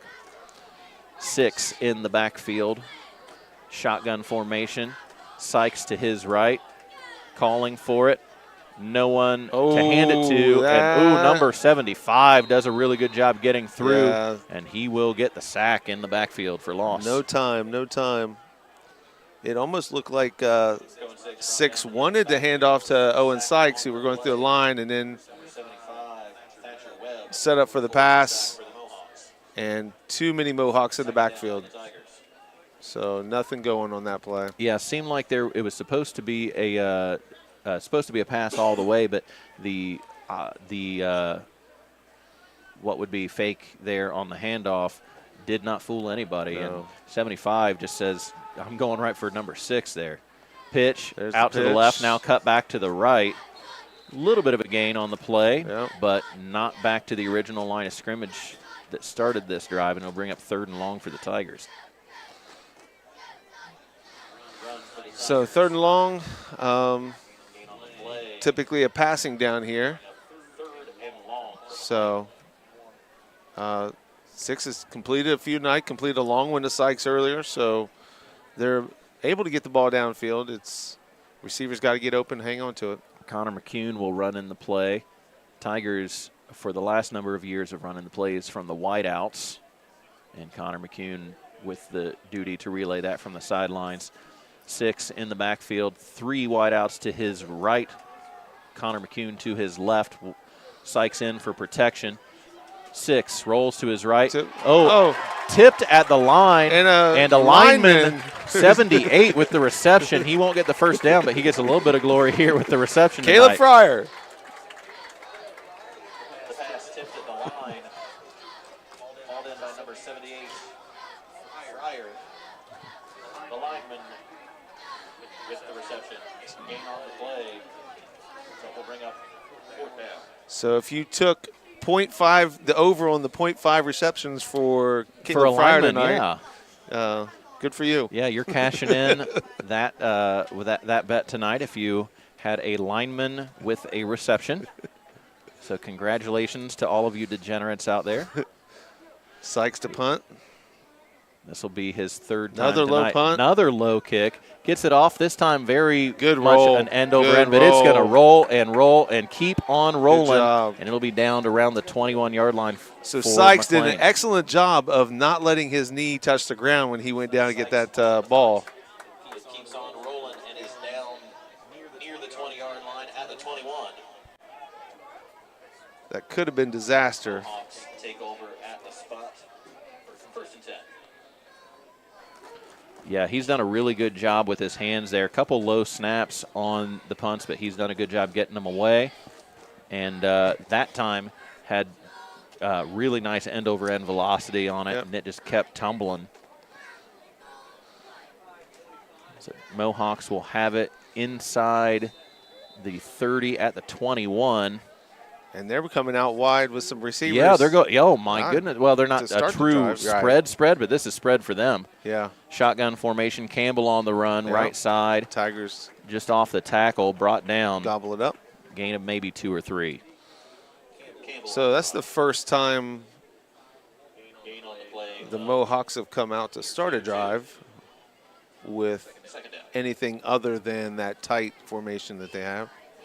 Yeah, a little bit different, but perhaps trying to throw a little bit of a change up here at the Tigers. The Tigers have done a much better job of stopping the up the middle stuff, I think. Yeah, that here. first drive, it seemed like the Mohawks were just going to be able to keep charging down the field, and really once they saw what was going on, they were able to kind of put a stop to it and put the cork in the bottle there. Handoff, Runyon, left-hand side, gain on the play to about the 25, maybe the 26. Nice leg and it'll tackle. bring up third down. And it looks like Sykes is still down. Runyon on the run. Gain on the play out to the 26. Gonna bring up third down. We have a timeout on the field for injury. So I'm not sure. It looks like Yeah. one of the legs, maybe the Yeah, left. I cramp. believe it's a cramp on the left side there. So good to see that it's just a cramp. Don't want to have anyone cramping, but they tried to, as much as they can, alleviate the heat injuries for tonight by backing up the game to 8 o'clock, and that's why we're still sitting here in the third quarter with 4:27 left on the third quarter clock, and not already in our living rooms. That's true. Well, I was wondering after that first quarter that went 20 minutes. I was like, this. It was a quick one. That first quarter. We did have a stoppage there in the second quarter as we had a McClain Tiger, Isaac Morgan there was brought down at the end of a play, or he was involved in a play and kind of was down and then up and then back down. But we want to say a great job to our athletic training staff and to the first responders from the Paint Creek Fire and EMS. They did a fantastic job of making sure that he was attended to quickly and he was taken off the field on the stretcher. And we're just we're again, our thoughts and prayers are with him. We hope that he's recovering well. We haven't heard anything yet, but hopefully, whatever physicians are working with him tonight, they'll be able to get him back and in good health, hopefully as quickly as possible here. Certainly. So we're still. Owen Sykes is still down. Yeah, of course, looks like he's been pretty busy tonight. He's been pretty busy. He's been involved in quite a few plays. A couple punts, couple turnovers. One took back for a touchdown. So, yeah, I think our counterparts on the other side of the press box here for Light 97.5 WVNU would probably say that he is very likely to be our big city player of the game so far with his contributions. He's the leader in the clubhouse right now. Yeah, so. and speaking of big city, I know they're not necessarily one of our sponsors here for the stream or anything like that, but I cannot say enough good things about stopping into big city and seeing Brock and Krista and the whole crew. They just do a great job there, and that they don't pay me to say that. In fact, I pay them to eat all of their pizza and their delicious meals. but if they're listening, I would very happily take a calzone anytime. All right, so still attending to the cramp there on the field. And Derek, tell us a little bit about, I know you are not only involved here with me tonight for announcing, but you seem to have a little bit of some other duties here in the fall. So yeah, on the coaching side of things. Coach the girls golf team. The way it kind of works out, the girls golf season, actually both golf seasons they start really early. We can start practice July 27th and actually start playing the same day. So holy smokes. We'll talk about that a little bit later as the play gets back here. Yeah, just in time for us to break the sideline huddles and get back to the action here. All right, so Mohawks with it. Back to their typical set. Handoff, 25, Campbell, right-hand side. Outside. Being pursued by Rader, but he will not catch him. Cuts it back to the center. Brought down at the 35, but he picks up a first down for Northwest. So I'm assuming they ran Campbell run off the right-hand side. right to the place that Owen Sykes just vacated. Ball up all the way to the 35. That'll be first down yardage. First and Mohawks. That's good coaching. Their star player gets a cramp, run his way when he has to go out. All righty, so back to that same formation, Runyon in motion. This Come time the they will other pitch to him off the pitch. He goes to the left-hand side, scampers out of bounds near here on the home side. Gain on the play, maybe 4, perhaps 5. So it looks to be about the Takes the pitch. 41. Runs out of bounds on the McClain sideline. Gain of between 5 and 6. So last couple plays, the Mohawks have tried to get around the end. Once with Runyon, once with Campbell. Again, not having as much success up the middle here after the first couple drives. So Ferguson, Campbell in the backfield, Runyon in motion, There's- handoff to Ferguson, I believe, and met as soon as he gets the ball. that's been the typical result on their dives here in the second half, definitely. Out of the line of scrimmage. No gain on the play. Brings up third down. Had a lot of success with that play in the first drive and even the second drive, and then Tigers have been able to shut that down. Yeah, they were able to run between the guards for the most part on that first drive, and really everything else that they've been able to pick up has been off tackle or on the stretch side of things. Newman under center, Ferguson straight behind, Campbell back and to the left, Runyon in that super back position, handoff to Campbell outside, on the nice wrap. job by the Tigers. And Ball it's out. looked like it came out. They may have recovered it, and Yes, they do point they the way do. of the Tigers. Another fumble recovery for McClain. Run on the play by Campbell. Ball fumbled. Recovered by the Tigers. They take over. First and McClain. So the Tigers will get it in plus territory to start this drive. Tigers with great field position now. Over back-to-back fumbles, and the green shirts, what would normally be the purple shirts or gold shirts, with the benefit of coming up with both of those on the last 2 drives. And this time, great field position. I feel a breeze in the clubhouse. Oh, what a breeze it is. Thank goodness. 6, pistol formation, handoff, Met in the Sykes. backfield. Met immediately. Twisted. Runyon in on it, few others. And he's cramped again. Yeah, he got Backfield. twisted funny going down. Loss on the play. Time out on the field for injury. He did not go down well. No, on that. I do believe the last Tiger that was down might not have been Owen. I think it as I saw coming off it, I think was it was it? somebody else, but I could not catch the number. I think it was 52. Okay. As our scorekeeper Tom is telling me here, so that would be Camden Penwell, the freshman, with the cramp. But this time Owen Sykes with kind of the twisted up tackle there, as he kind of tried to maneuver his way out of the hands of Runyon and a few other Mohawks there.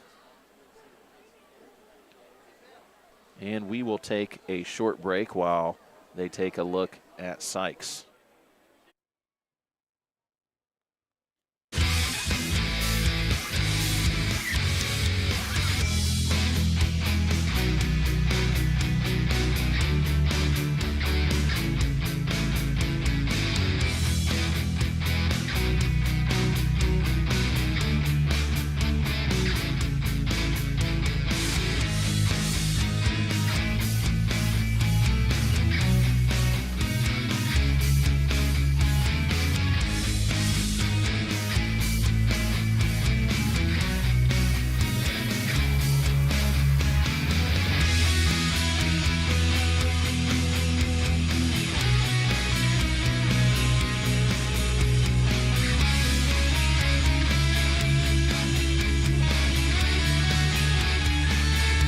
Sykes rises to his feet. He will walk off the field under his own power, but with a noticeable hitch in his giddy-up.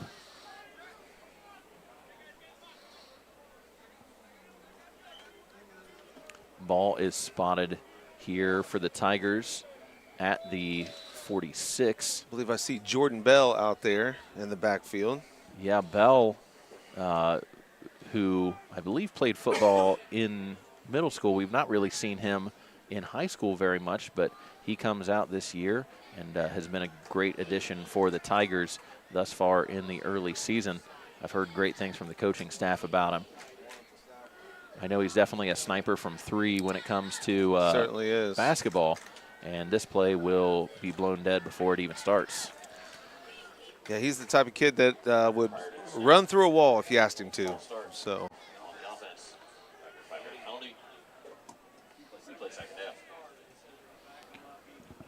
All right, Tigers now back into their own territory as the ball crosses the midfield stripe and is spotted at the 49. 2 minutes and 15 seconds now, ticking down even further on this third quarter clock. 10-7, the Tigers have the lead. Both teams have been guilty of hurting their drives with penalties tonight. Yes, couple false starts have definitely pushed some drives back for both teams. Medley and McCune come off the sideline and will line up at wideout on the far side. Wow. 6. Evades one, tries to run and gets out of bounds. Late hit out of bounds. Yep, there and it is. They will throw the flag. Yep. And 6 has to keep it. Runs forward. Goes out of bounds. There's another one. Hit out of bounds. Yep. There might be 2 on this one. Draws a flag. Then another flag comes in well after the action. So I believe Runyon was on the late hit, and as he was celebrating after his late hit another Tiger player. And it looks like the official. So one of these is for sure. Well, both of them would be dead ball penalties, technically. But we'll see what happens here as the officials will confer near midfield.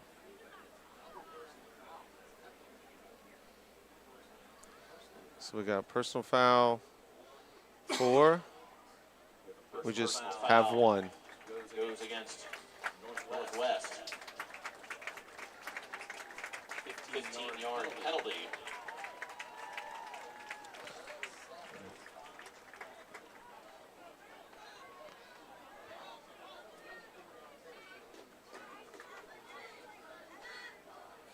But not an automatic first down. Walked off. Spot of that penalty. Second down for the Tigers. All right, so Tigers with it now. Second down and about 6 from their own 37. Handoff. Oh, he keeps. Pulls it out of the pocket there. And gains his way across the 35. Really good job pulling at the last second. Great run, too. I think he gave as much as he got on the tackle. On the play. Brought down at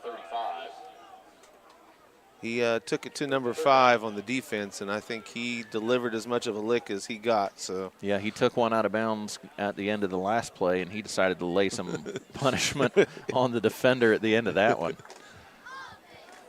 So 3rd down and what looks to be a short 3 or a long 2. timeout Tigers. And a timeout by McClain. Timeout call. Belongs to the Tigers. Their first charge timeout of the half. So as the 3rd quarter starts to wind down here, I believe on this down, you've got plenty of options. 3rd and definitely manageable with 3rd and 3. See, looks like Zane Adams might be getting a little bit of cramp attention here from some of his teammates. But he hops to his feet and gets back into the huddle. I know we had Jordan come out. Is Owen Sykes back in the game yet? I have not seen a number 5 yet, although you could convince me that he probably has, because, again, it's hard to read these numbers depending upon what window or opening we're looking through. Just say this I is about. have not seen him as of yet, I don't believe. I don't think he is. I was going to say this is about the yardage you need. Yeah, it looks like Jordan Bell still in, number 24. So with that pitch that he runs so well. Sykes is actually on the near side on the bench by the Gatorade coolers. So still sitting there. 6 pass out to Jordan Bell. He's going to get it. He's going to get it. He'll nice let those job. legs move and gets a first down for McClain. Well done by 6. Well done by Bell. By Jordan Bell. Picks up first down yardage. The chains will move. It's another Tigers. First down. Great job by quarterback and running back there to connect for a first down. All right, so Jordan Bell making his presence known there through the air. Hauls it down, picks up first down yardage, keeps the drive alive for McClain. Looks like we have Buechler in now. Yeah, Keaton Buechler. And I had the pleasure of being able to coach him this past spring in track. He definitely has some wheels if he has a chance to get into the open field. 6, shotgun, snap, looking to pass. Gonna Pumps go long. once, now throws, might be a little nice short, shot by but Zane great Adams. adjustment by Zane Adams Way to inside come the back 10. for a ball. Big first down for the Tigers. Great job by Zane Adams on that. So Zane Adams locating the ball in the air, coming back to get it.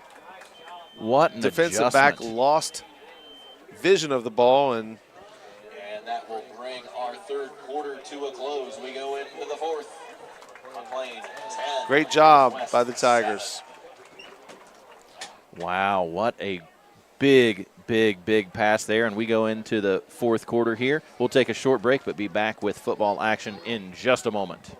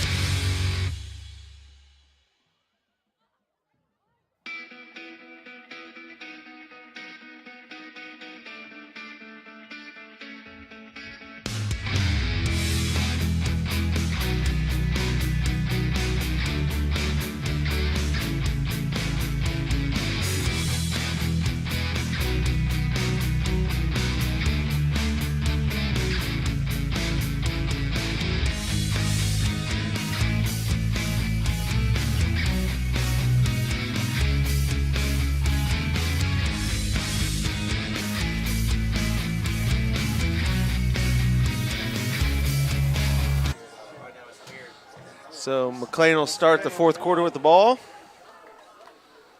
Quick snap. Handoff. I think to it's Bell there. Yeah, once and he's again, not going down. He's not going to go down right away, but he is bottled up for a very short gain, maybe a gain of 1. So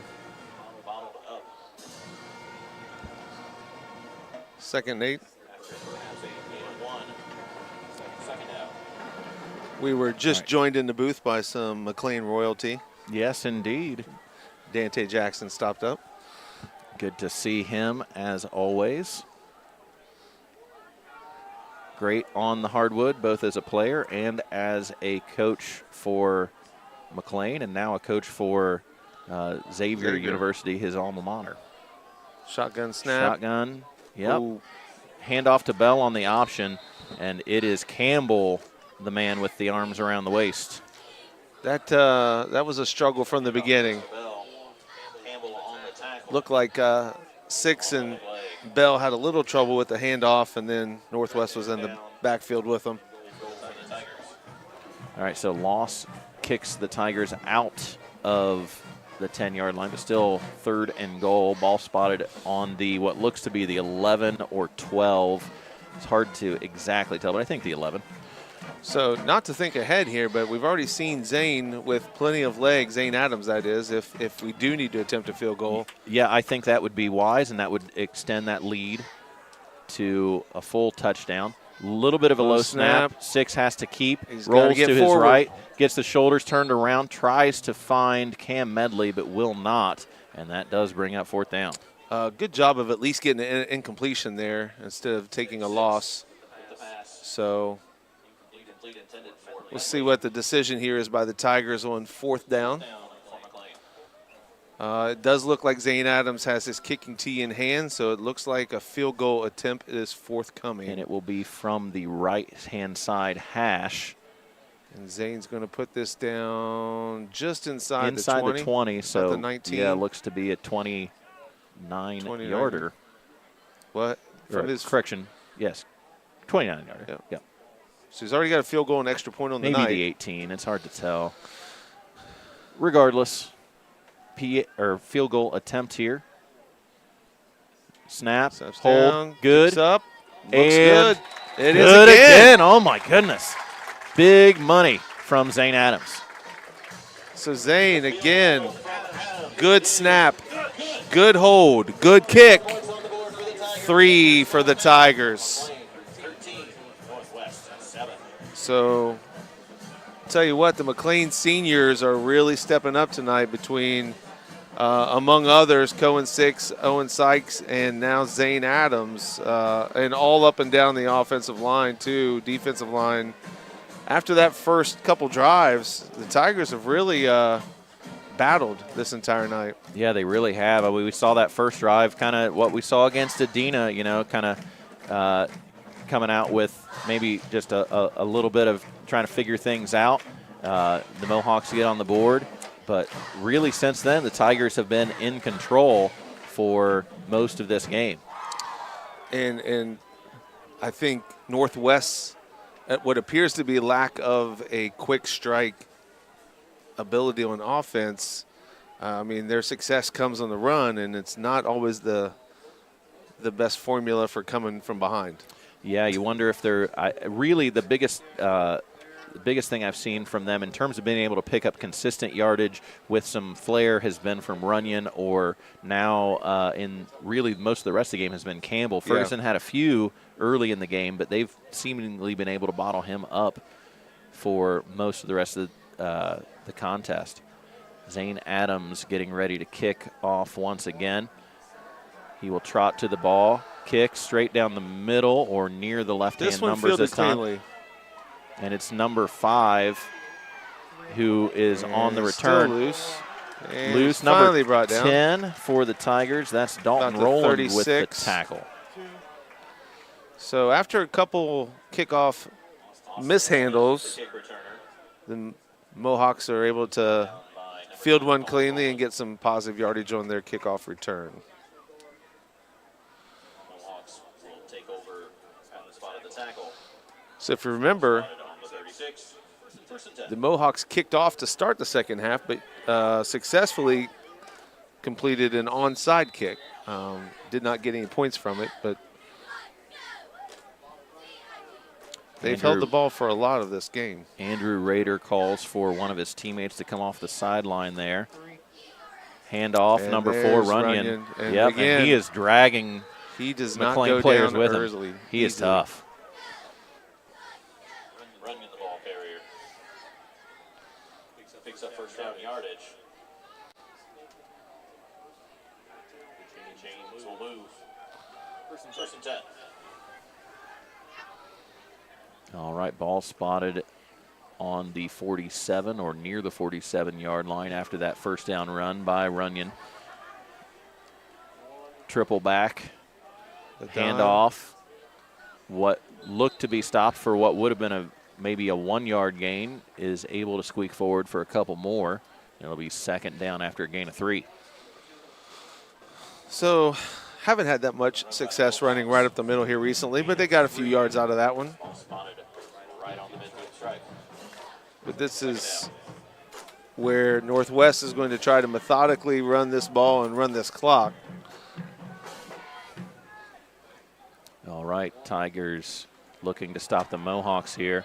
Run on the play, crosses into Tiger territory with a gain of 1, and that's all the further they will get. Mohawks on the run once again. Push the ball forward into Tiger territory. Brings up third down. I'd predict we've got 2 runs forthcoming on third and maybe even 4th down if it gets to that. I would imagine so here. Mohawks with it just in Tiger territory. 3rd and 6 as the scoreboard tells the tale here in the stadium. Newsom under center. 2 men. So Runyon, pitch. There's the pitch. Right-hand side. Oh, great job meeting him right away, but he's going to keep going forward. I think he's short. I think he is short as number 24, yes, Jordan he is. Bell, with the tackle. So Runyon again does a nice job. He does not stop Near the line to gain. when he's first contacted. He keeps churning, and usually it takes Will be fourth down. multiple Tigers to get him down. He does not go down easy. No, he definitely has a head of steam, and he keeps those legs churning. The Mohawks will break the huddle, likely trying to come up. Watch out for the quarterback sneak. Yeah, they tried that earlier. Quarterback sneak or try to draw him off sides. Either one, and they will go with the sneak, and I Uh, believe it's going to be close. I think they may have gotten it. We will see. It He depends did on not where the ball get was it on spotted. the first surge, No. but I think he got it on the We'll second. see what happens here based Looks upon like the spot. the far officials marking it On the keeper. enough. We'll probably get a measurement. Tries to push forward. Oh, nope, no measurement. It's already declared. Spot the ball right at the line to gain. And the officials determined that he did make the line to gain. First down for Northwest. So again, I think the Tigers stopped him on the first surge, Purchased a 50 ticket. We will have but a 50 ticket second effort by the quarterback's at the part next to get the first down. So Northwest will go 1st and 10. Little bit of wrap action there as the ball goes to number 25. Campbell, flag in the backfield, likely for a hold. Good gain, but will it be for naught? We'll see what happens. Campbell on the run. Flag during the run. So we do have a hold on the the Mohawks, sorry. Goes against Northwest. That'll be a 10-yard penalty from the spot of the foul. Remains first down. So again, a team who is moving down the field hurts themselves with some penalties. I think both teams have been guilty of that tonight. All right, Newsom And gets the the clock play runs. from the sideline. Yes, clock running. Now 6:50 here as the fourth quarter ticks its way closer to the end. Tigers with a 6-point lead, 13-7. The precarious 6-point lead. Campbell on the run. Gets closer. I think we're to going to the get yeah. a high tackle. I think we might get a face mask or a horse helmet collar or something. Yeah. Yeah. I think Andrew Rader there on the tackle might have gotten his hand caught up in where it shouldn't have been. Campbell on the run, brought down by Rader. Flag during the end of the run. So that'll result in the Face first. mask. Personal foul face mask throws against the Tigers. That's a 15-yarder, and that'll be enough to give the Mohawks a first down. All right, so big error there on the tackle. And what would have been still second and long becomes 1st and 10 for Northwest. So Ooh, great job quick cutting down the stop. runner as Newsom handed off to number 21 Ferguson as he tried to go up the gut. Handoff goes to Ferguson, shot down immediately. Was that Rader, I believe, on that tackle? No gain on the play. Second down. Yeah, I think it might have been Rader there, so Yep. making up for the penalty on the previous play. So Officials try to spot. It looks like Owen Sykes. No, that's not Owen Sykes. That's just a 5. It's 5-4, actually. Austin Ruddle coming in for someone. I believe I'm sure. Caleb Fryer came off. Yeah, I believe that is the case. All right, and so the officials make sure everything else is in order, and they allow the Mohawks to now come to the ball. Newsom under center, 3 men behind him. Handoff, And Runyon tries to go up the middle. Number of Tigers there, about 3 or 4 different hats, Cohen 6 and a few looked others. like Camden Penwell was trying to time up that snap and came off the left-hand side. Mohawks. Gain of 1 on the play. Ball spotted on the 30. Brings up third down.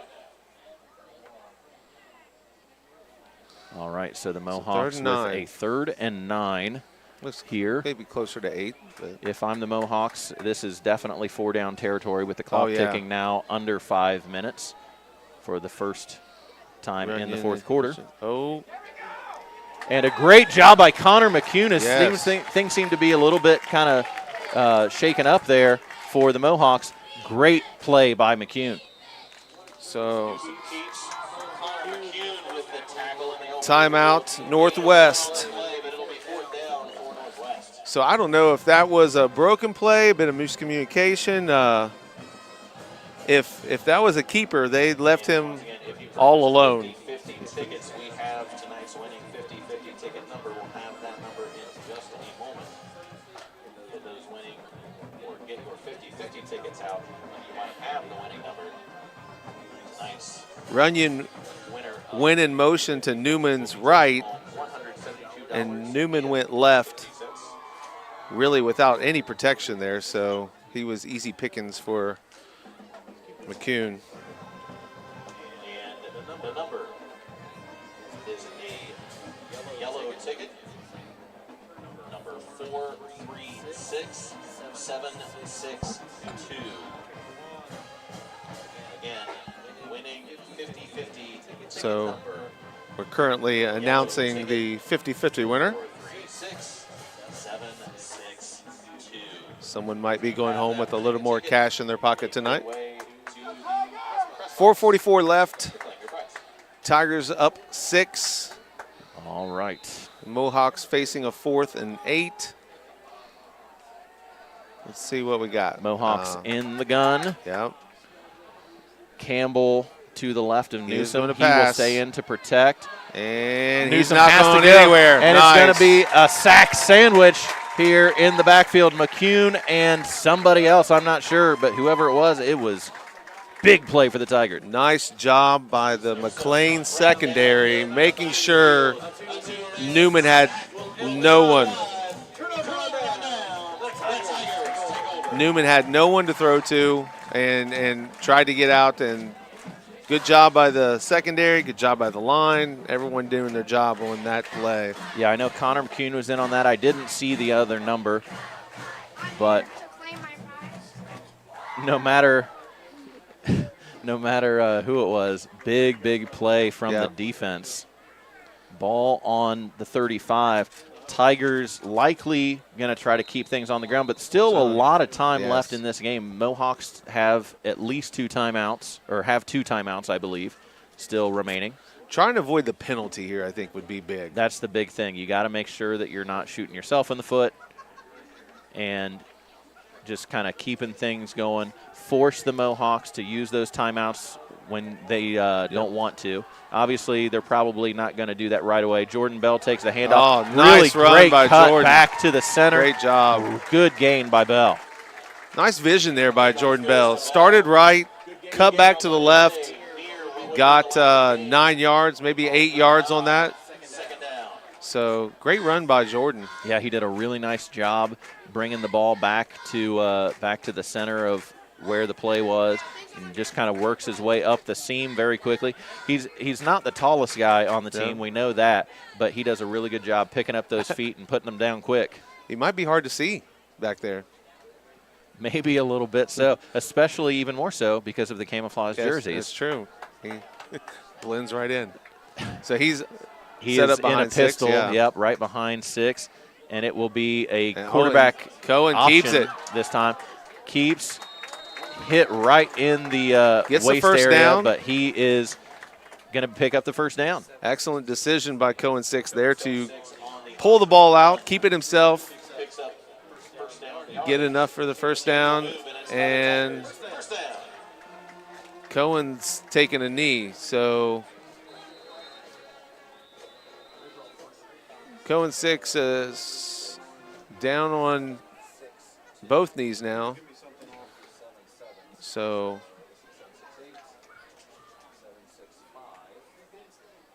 we've got training staff on the field to attend to him.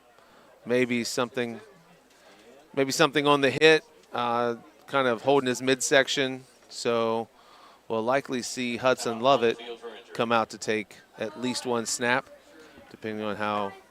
It's been the Tigers on the field for injury the last, really all night. With a number of things. We saw what looked to be a pretty scary injury earlier in the second quarter, and then a few others. We saw Zeke Sexton come off with lack of ability to put pressure on his, left leg, I believe? Yes. And then we saw Owen Sykes get kind of twisted up on one, couple cramps as well. Sykes has been able to get back into the ball game. He's down on the bench with his jersey off, so I think he's done for the night. He might be done for the night then. So and Cohen 6 walking off the field, so he's going to be fine. All right. So that's good to see. So good to see the signal caller still be able to stay in the game. Well, he'll have to come out for 1 play, I believe, unless we call it a timeout. Yes, I believe he will. So. And they will trot in. It should be Hudson Lovett, I believe. Number 17, the freshman. We've seen Hudson in warm-ups. I mean, he has a cannon, but I doubt they're going to ask him to throw the ball right now. Really, at this point, 1st and 10, no reason to stop the clock for anything at this point. No reason at all. Pistol formation, Lovett, handoff to Bell. Gets back to the line of scrimmage, no more. That'll bring up 2nd and 10. And the clock will keep running. Nice job by Jordan Bell there of wrapping up the ball. Both hands on it, hits the line, making sure that he maintains possession of it. No fumbles.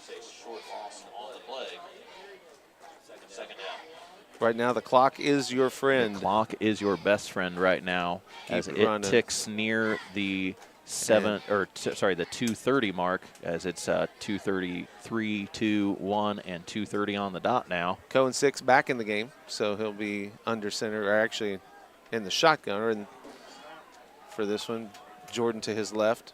A little bit of protection there. And no, it actually will be him receiving the handoff. No gain on the play, but again, clock keeps running.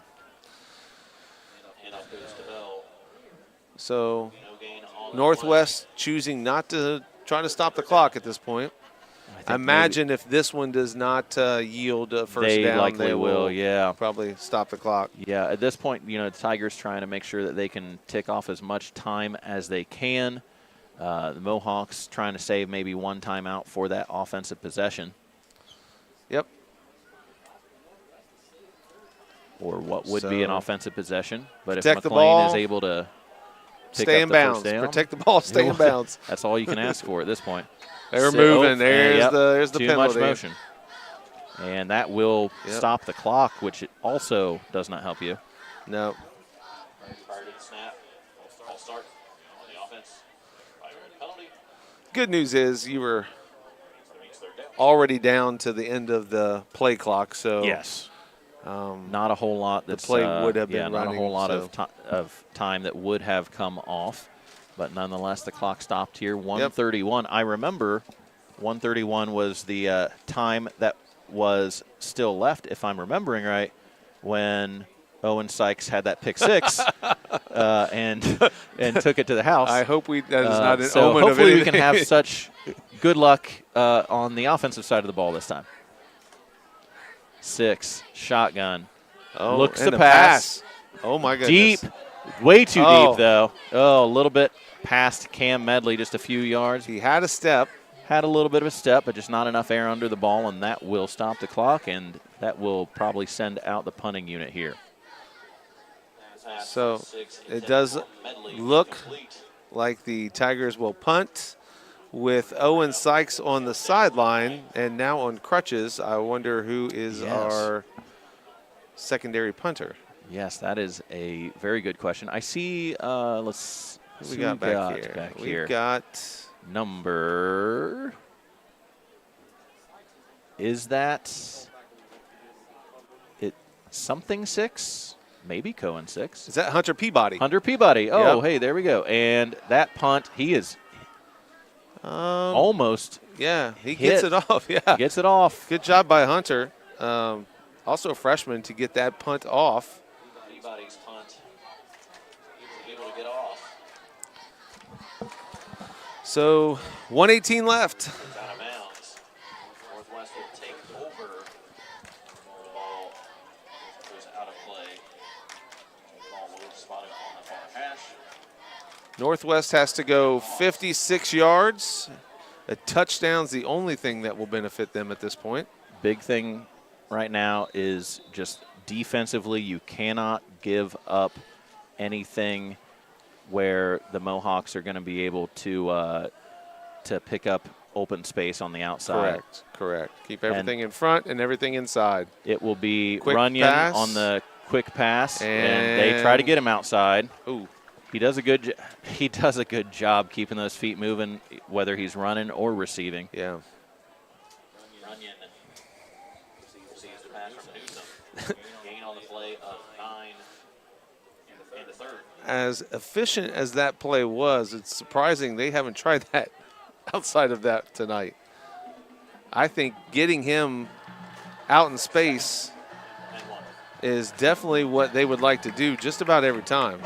Newsom, shotgun, 1 protecting, 3 flankers to the right. Back to pass again, long pass. Tries to get number 1. Oh, that is, and he's got it. Yeah, and I think they probably could have flagged T.D. Matisic for interference. Pass interference. So big completion.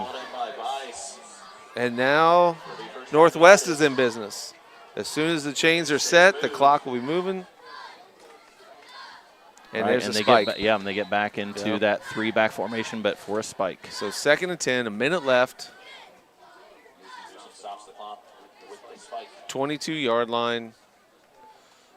Comes down to this. 1 minute exactly. 60 seconds to determine who will be the victor here tonight on McClain Field. It's been a very, very good contest so far. Defensively, really both teams doing a good job staying true. And the score being such that if Northwest is able to punch it in, the PAT would be the deciding factor. Yeah. So trips Newsom, left. Shotgun, looks to his left. He finds Vice, wiggles, free, near the line to gain. He'll be brought down inside the 15. We'll see where they spot it. Northwest showing some passing life. Run a little bubble screen there for Runyon. And picks up positive yardage. Pick up first down yardage inside the 15. So why are we – now we got a timeout by the Tigers. Okay. Timeout belongs to the Tigers.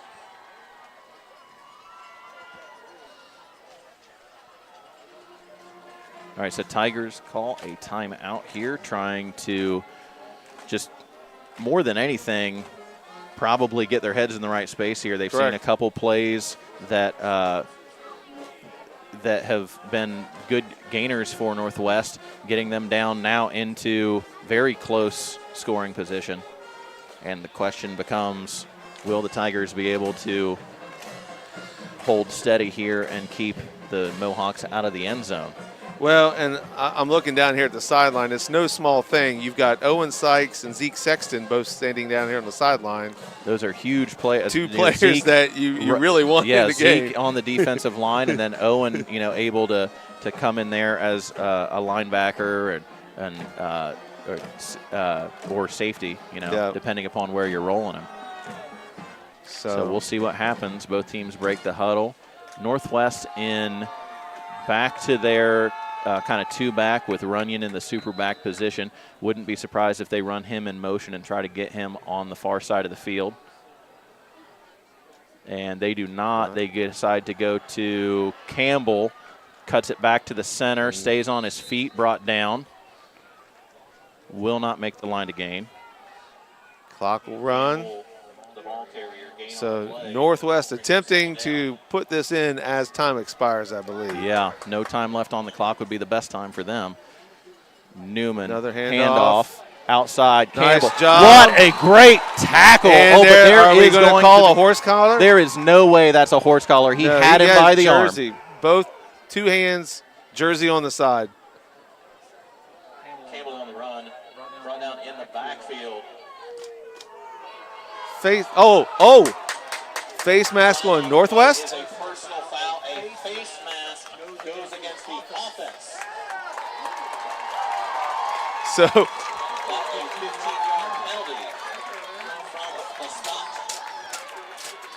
So we've got a face mask on the offense. We've had a holding on the defense on a run. That likely is probably the result of the running back trying to stiff arm. Yeah, I would say so, and not letting go. You get a little bit of freedom to stick that hand out in the face of the defender, but you're not allowed to grab and yank. You can touch the face mask, but once you get those fingers inside, then the officials are likely going to throw the flag that way. For Northwest. And it looks like Northwest is going to have to call a the timeout. Yeah, they're going to have to. So now they're Timeout on the field belongs to the Mohawks. Man, what a change of momentum. We're it inside the 10. It looked like, and we saw from here, we thought, oh, my goodness, they're going to call a horse collar because of the way the arm was extended and then kind of the ball carrier coming down the way they did. But from our angle, we could not see the hand of the ball carrier, which was likely inside the face mask of the defender. And that is a huge, huge turn of events.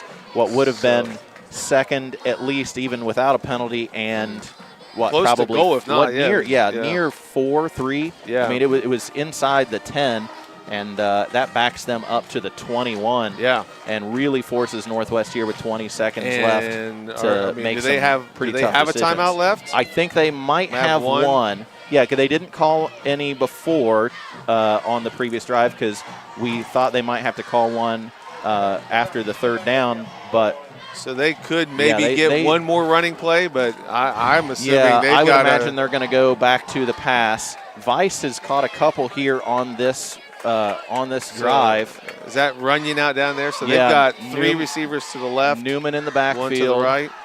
Campbell in with him. He will help protect. Tries to get one off. Corner. He's out of bounds. Out of bounds. He's out of bounds. Oh, he's out of bounds. No way. No way. Oh, my goodness. They put up the hands. It's a touchdown. The official calls touchdown. The officials determined he did get a foot down. That'll be a touchdown for the Mohawks.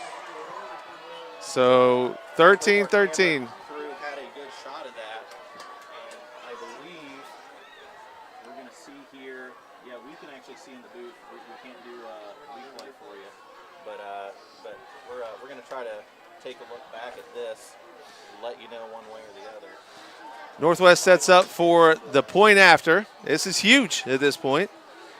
If somehow the Tigers can force a miss, then definitely out of bounds, I can tell you that. So And the kick is, oh, he hits it and misses. Karma. No good. Oh, my goodness. The PAT bounces off the uprights, and we have a tie ball game. 15, with 13 seconds left in the vote. So, all right, I was muted a little bit earlier as I was kind of taking a look at the replay. We can tell you with certainty that if the officials had the same eyesight that our camera crew does, which a big shout out to our camera crew both up top and on the field, that they would have very clearly seen that that touchdown reception was not a reception. However, the fine folks at Fayette Eye Care will have to work with our officials for next week and make sure that they can get their bifocals straightened out. Nonetheless, we are tied up at 13, and the Tigers will be getting the ball here with maybe a chance for a return or a chance to potentially get one play off here before the overtime period. Imagine this is the squib kick. Try to keep it from allowing us to set up. I would imagine so. If I'm Northwest, I don't necessarily put out the possibility of our minds going for that fake onside again. Squib kick down on the ground. Picked up. Oh, my goodness. Number 10 picks it up. Scampers. Sideline. He's loose. 6 seconds. 5. Out of bounds. Out of bounds. Oh, my goodness. Big return. Tight ropes the sidelines. Dalton Rowland with the big nice return by now. 4 seconds. Dude, we might have a field goal attempt. We may have a field goal. I saw the tee come down. We're going to see where it is. The ball is spotted near the 31. 31. So yeah, 31-yard line near hash. Yeah, Zane Adams has tee in hand. So this would be a 48-yard attempt. Hey, why not? 4 seconds left. Zane Adams perfect tonight from the field goal side of things. One time. Left hash. And Zane they have Adams. someone back. It's going to be short. It's going to be short. They will return. Which you're not allowed to do. But cannot. And so we will go to overtime. The kick by Adams is no good. Clock runs out. Extra football here on McClain Field tonight. All right. So again, the play's blown dead. Apparently we can't return it. They can't return it. So everything's fair. He caught it in the end zone. I don't know if that's a different scenario than what we had. Yeah, not really sure. First half, we'll have to talk to our fellas in the black and white stripes at the end of the game.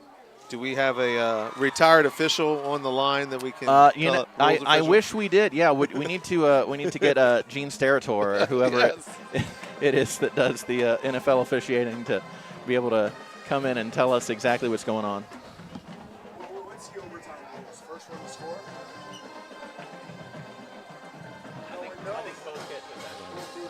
I don't know. All right, so we will go into overtime. The captains will meet at center field, and they will flip the coin once again to determine essentially who has the ball and what side of the field we want to play on. Yes. So, again, I mean, there at the end, Northwest did get the ball down. We know that the reception that was called a touchdown, the receiver did not get his foot down in bounds. But those 6 points are still the 6 points. 6 points are on the board. We did get a missed extra point, and so here we are now tied up in overtime. All right, so the coin toss has taken place. Northwest wins the toss, and we will be going toward the south goal. We will play overtime going toward the south goal to start.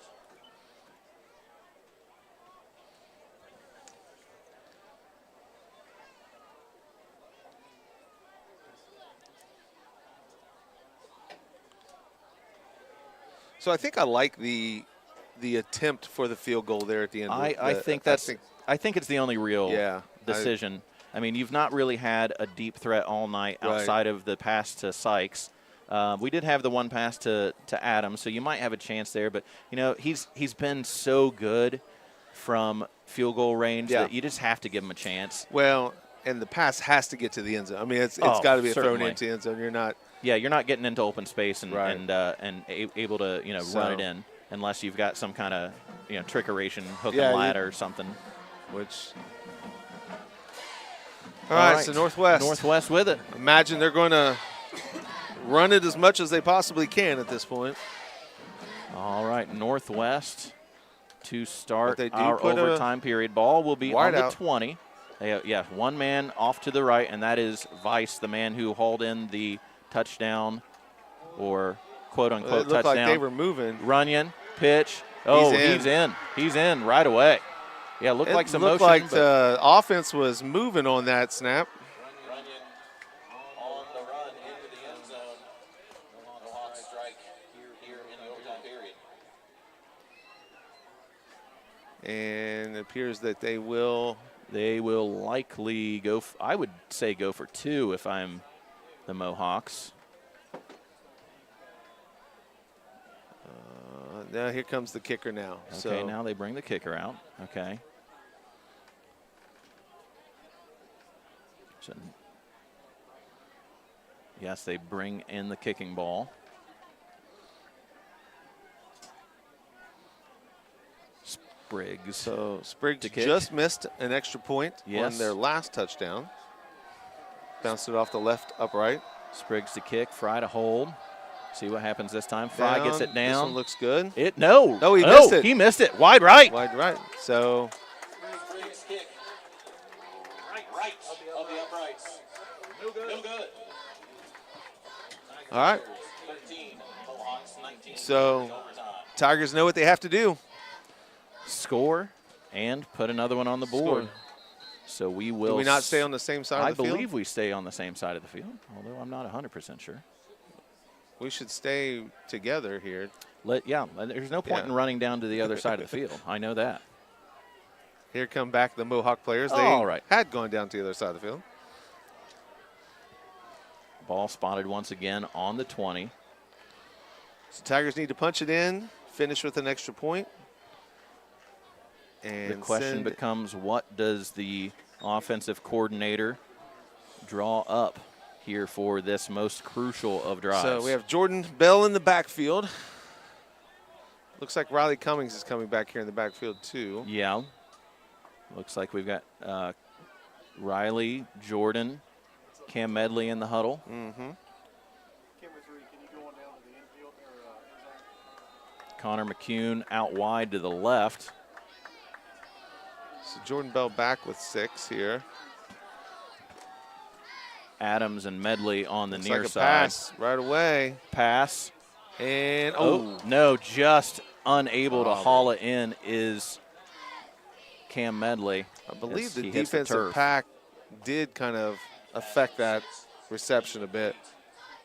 Medley, the intended target. So 2nd and 10.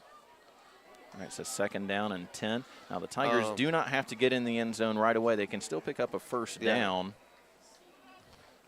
from here on the 20 as long as they get inside the 10. Now it did not appear that Northwest brought a lot of pressure on They that did play. not, no. So choosing instead to try to cover receivers. Perhaps depending upon what we see here, maybe a draw from the Tigers would be in order. And low the ball snap, rolls 6 back has to it, 6. pressured, Gets has a to pass get rid off. of it. Is complete, but not going to pick up a whole lot of yardage as the ball will go out of bounds. Cummins on the reception. So the ball rolls back to 6. Great job to pick it up and get something out of it. 3rd down. But really, you've got 2 downs here, so you don't have to get it all in one.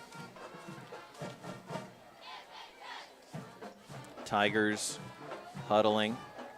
Definitely 4th down territory here in the overtime period. Got to at least pick up the first down. 6 will be in the shotgun. Bell to his left. 3 men wide out, 1 on the right-hand side. Rolls to his left, pass across. And caught. Oh, I think whoever For had that, first is that down Connor yardage. McCune? First down yardage? Yes, Yes, it will be a indeed. catch and a first down. Excellent play. Way to bring that in.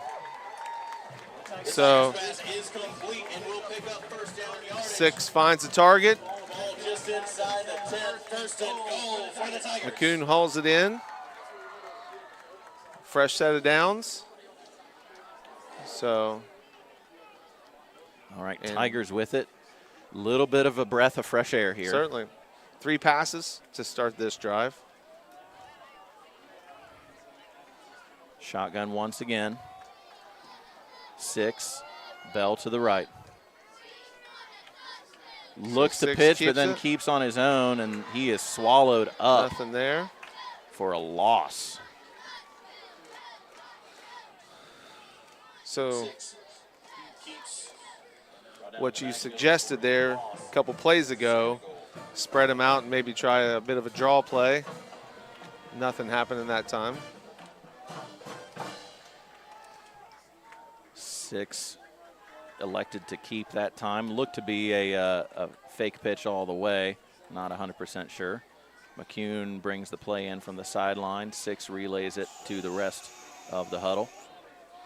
They'll break and be in a similar formation. This time, more of a balanced formation. 2 wideouts to both sides. 4 receivers spread out. 6 Looking looking to to the his right. right, coming back across, and it is Picked. picked And that's off, gonna be and the that will game. be the ball game. That will be it. pass from 6 is picked off. So Play of the game. the defensive player made a nice play, 13. played the ball, came over top of the receiver, picked it off to end the game. Yeah, great job by whoever that was there in the secondary to fight back toward the ball. I'm not exactly sure. Good job by them. They, were able to clutch up there in that moment, and they're going to be going home and feeling real good on that bus ride down to Scioto County.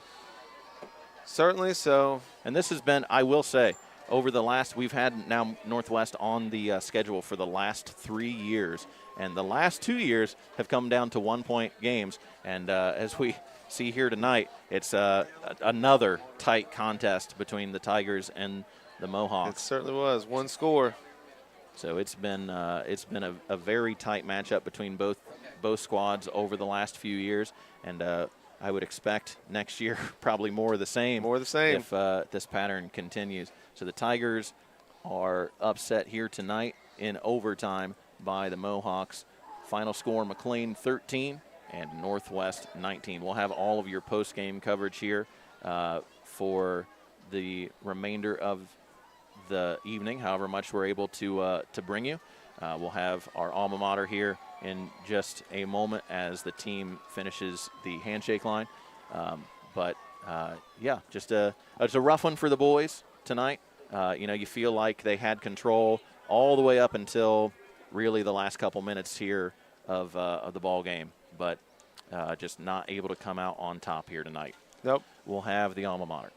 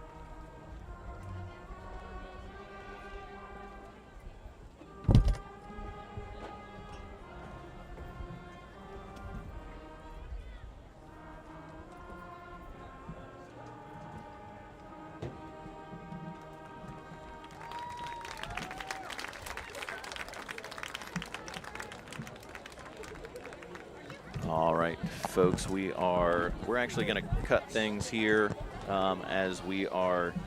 it's a little bit later than we typically remember. Did we start this game late or something? We started this a little bit late. We started at 8 and done where we would expect to be done near the 11 o'clock hour. So with it being as late as what it is, we're going to go ahead and cut here on our post-game festivities. We want to say thank you for joining us here tonight. I want to say thank you to my co-host here tonight, Derek Lyons. He's been just absolutely awesome, bringing all sorts of great color and character here to the program. So thank you, Derek. Well, thank you. It was great to be along for the ride.